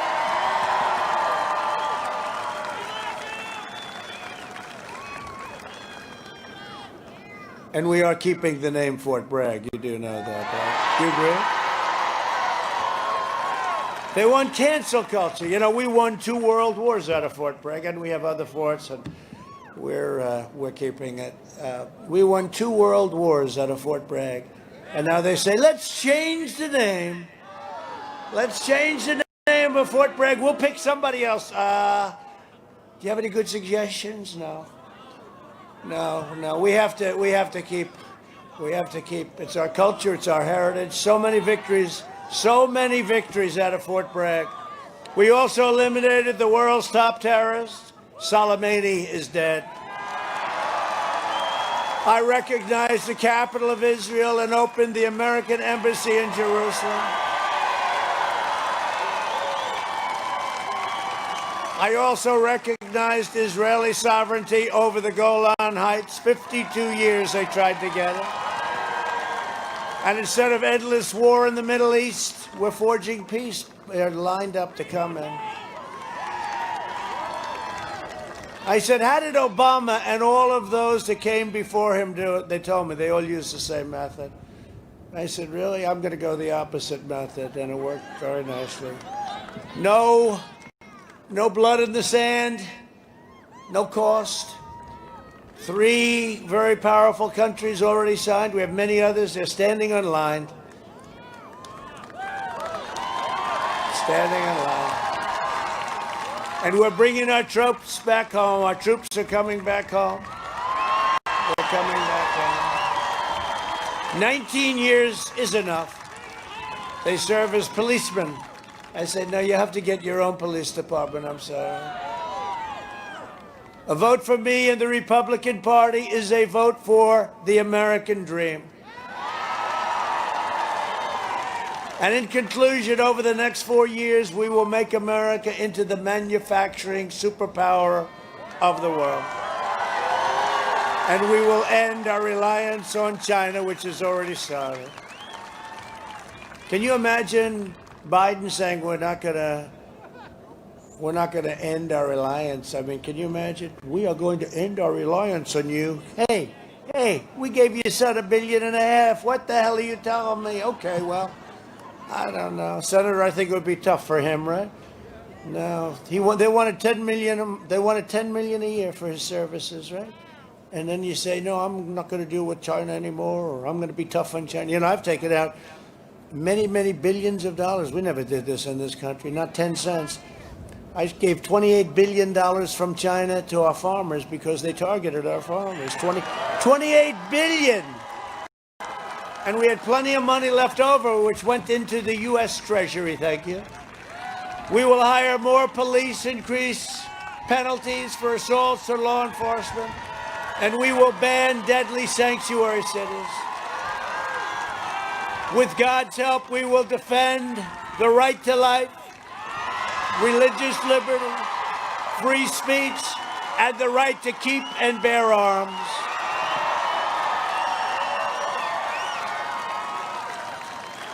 We will maintain America's unrivaled military might, and we will ensure peace through strength. You know, we're the envy of every country in the world. Our military now has the greatest equipment, all made in the USA, but we have the greatest equipment in the world. We will end surprise medical billing, require price transparency, and lower drug prices even more. We instituted a favored nations clause. We pay by far the most in the world. We are going to pay now the least in the world. And nobody can believe I did it. And Big Pharma does not like me too much. They are not so happy with me. And we will always protect patients with pre-existing conditions. America will land the first woman on the moon, and the United States will be the first nation to land an astronaut on Mars. We will stop the radical indoctrination of our students and restore patriotic education to our school. We will teach our children to love our country, honor our history, and always respect our great American flag. And we will live by the timeless words of our national motto, "In God we trust." For years, you had a president who apologized for America.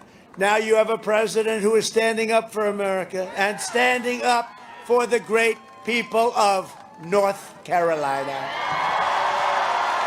I do. And your tobacco growers are in good shape, by the way. Please let them know, okay? You have any tobacco growers here, please? They're in good shape. They work hard. They were treated very rough. Tomorrow you have the power to do so much for our country. You have the power to vote. So go out and vote. Unless you're going to vote for somebody other than me, in which case, sit it out, don't worry.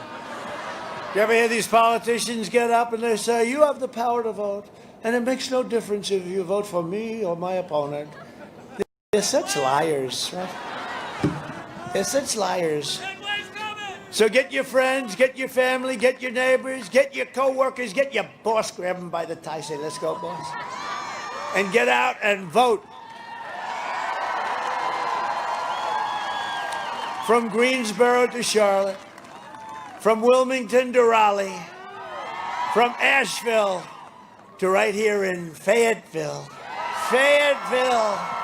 I love the name, Fayetteville. We inherit the legacy of American patriots who gave their blood, sweat, and tears to defend our country and to defend our freedom. We stand on the shoulders of American heroes who crossed the oceans, settled the continent, tamed the wilderness, laid down the railroads, raised up the great, beautiful skyscrapers, won 2 world wars, defeated fascism and communism, and made America into the single greatest nation in the history of the world, and the best is yet to come. You will see that. Proud citizens like you help build this country, and together we are taking back our country. We are returning power to you, the American people.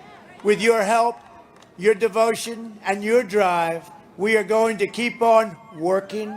We are going to keep on fighting. We are going to keep on winning, winning, winning. We are one movement, one people, one family, and one glorious nation under God, and together with the incredible people of North Carolina, we have made America powerful again, military. We have made America wealthy again. We have made America strong again. We have made America proud again. We have made America safe again. And we will make America great again. Thank you, North Carolina. Thank you. Go out and vote. All right, the President of the United States, Donald J. Trump, wrapping up his remarks in North Carolina. That's stop number 1 of 5 on the day. We're headed to Scranton, Pennsylvania next. Brick Suit is standing by live. You don't want to miss this one. We've got a really cool sign I think you're going to love. Anyway, I'm only going to talk for a minute. We'll let you hear some of this YMCA and see the president do some of his famous dance moves as he gets ready to board Air Force One and head to Pennsylvania. We're going to close out tonight the same way we did in 2016. We're going to be live from Grand Rapids, Michigan. We were there in 2016 when the president gave his closing remarks to the American people, and now he'll do it again in 2020. Get out and vote, everybody. Get out and vote. Support independent media. If you'd like to contribute to RSBN to keep us going, rsbnetwork.com/donate. We're not sure where we'll go after this. Kind of depends on the outcome of whatever happens tomorrow. God bless. We're going to send it back to the crew now in Fayetteville. Enjoy.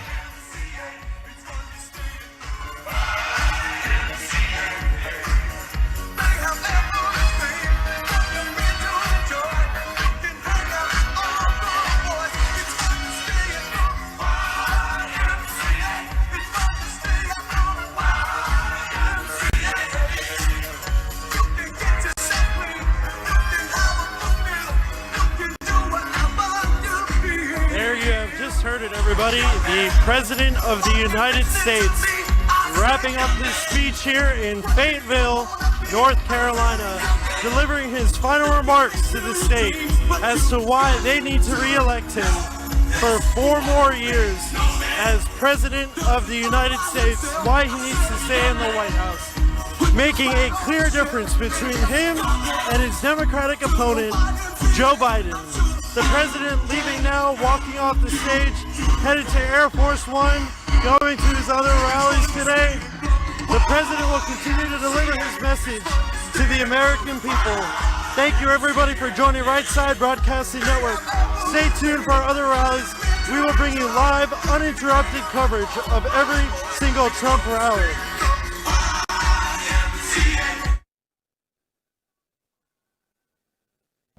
All right, so really quick, if you're still watching this stream, we are going to, as soon as the president boards Air Force One, we're going to transition over to the Scranton, Pennsylvania rally stream. It will be on a different stream, so you won't be able to just stay here and watch. So make sure that the moderators can post a link and join us over in Scranton. We'll be live there in about 5 to 10 minutes. We'll have full coverage throughout the day. RSBN thanks you for getting us to these rallies. We rely on viewer support to get us there. We don't take large donations from investors. We're not beholden to anybody except for you, the viewer. So if you want to support us and help us continue our mission, please consider donating. rsbnetwork.com/donate. It's been a pleasure to bring you all these rallies over the last 4 years, and we don't want it to end. So get out and vote. We want to continue to be there for President Trump all the way through the second term. So we appreciate you more than you know. God bless. Have a great afternoon. We'll see you in Scranton, Pennsylvania in a few minutes.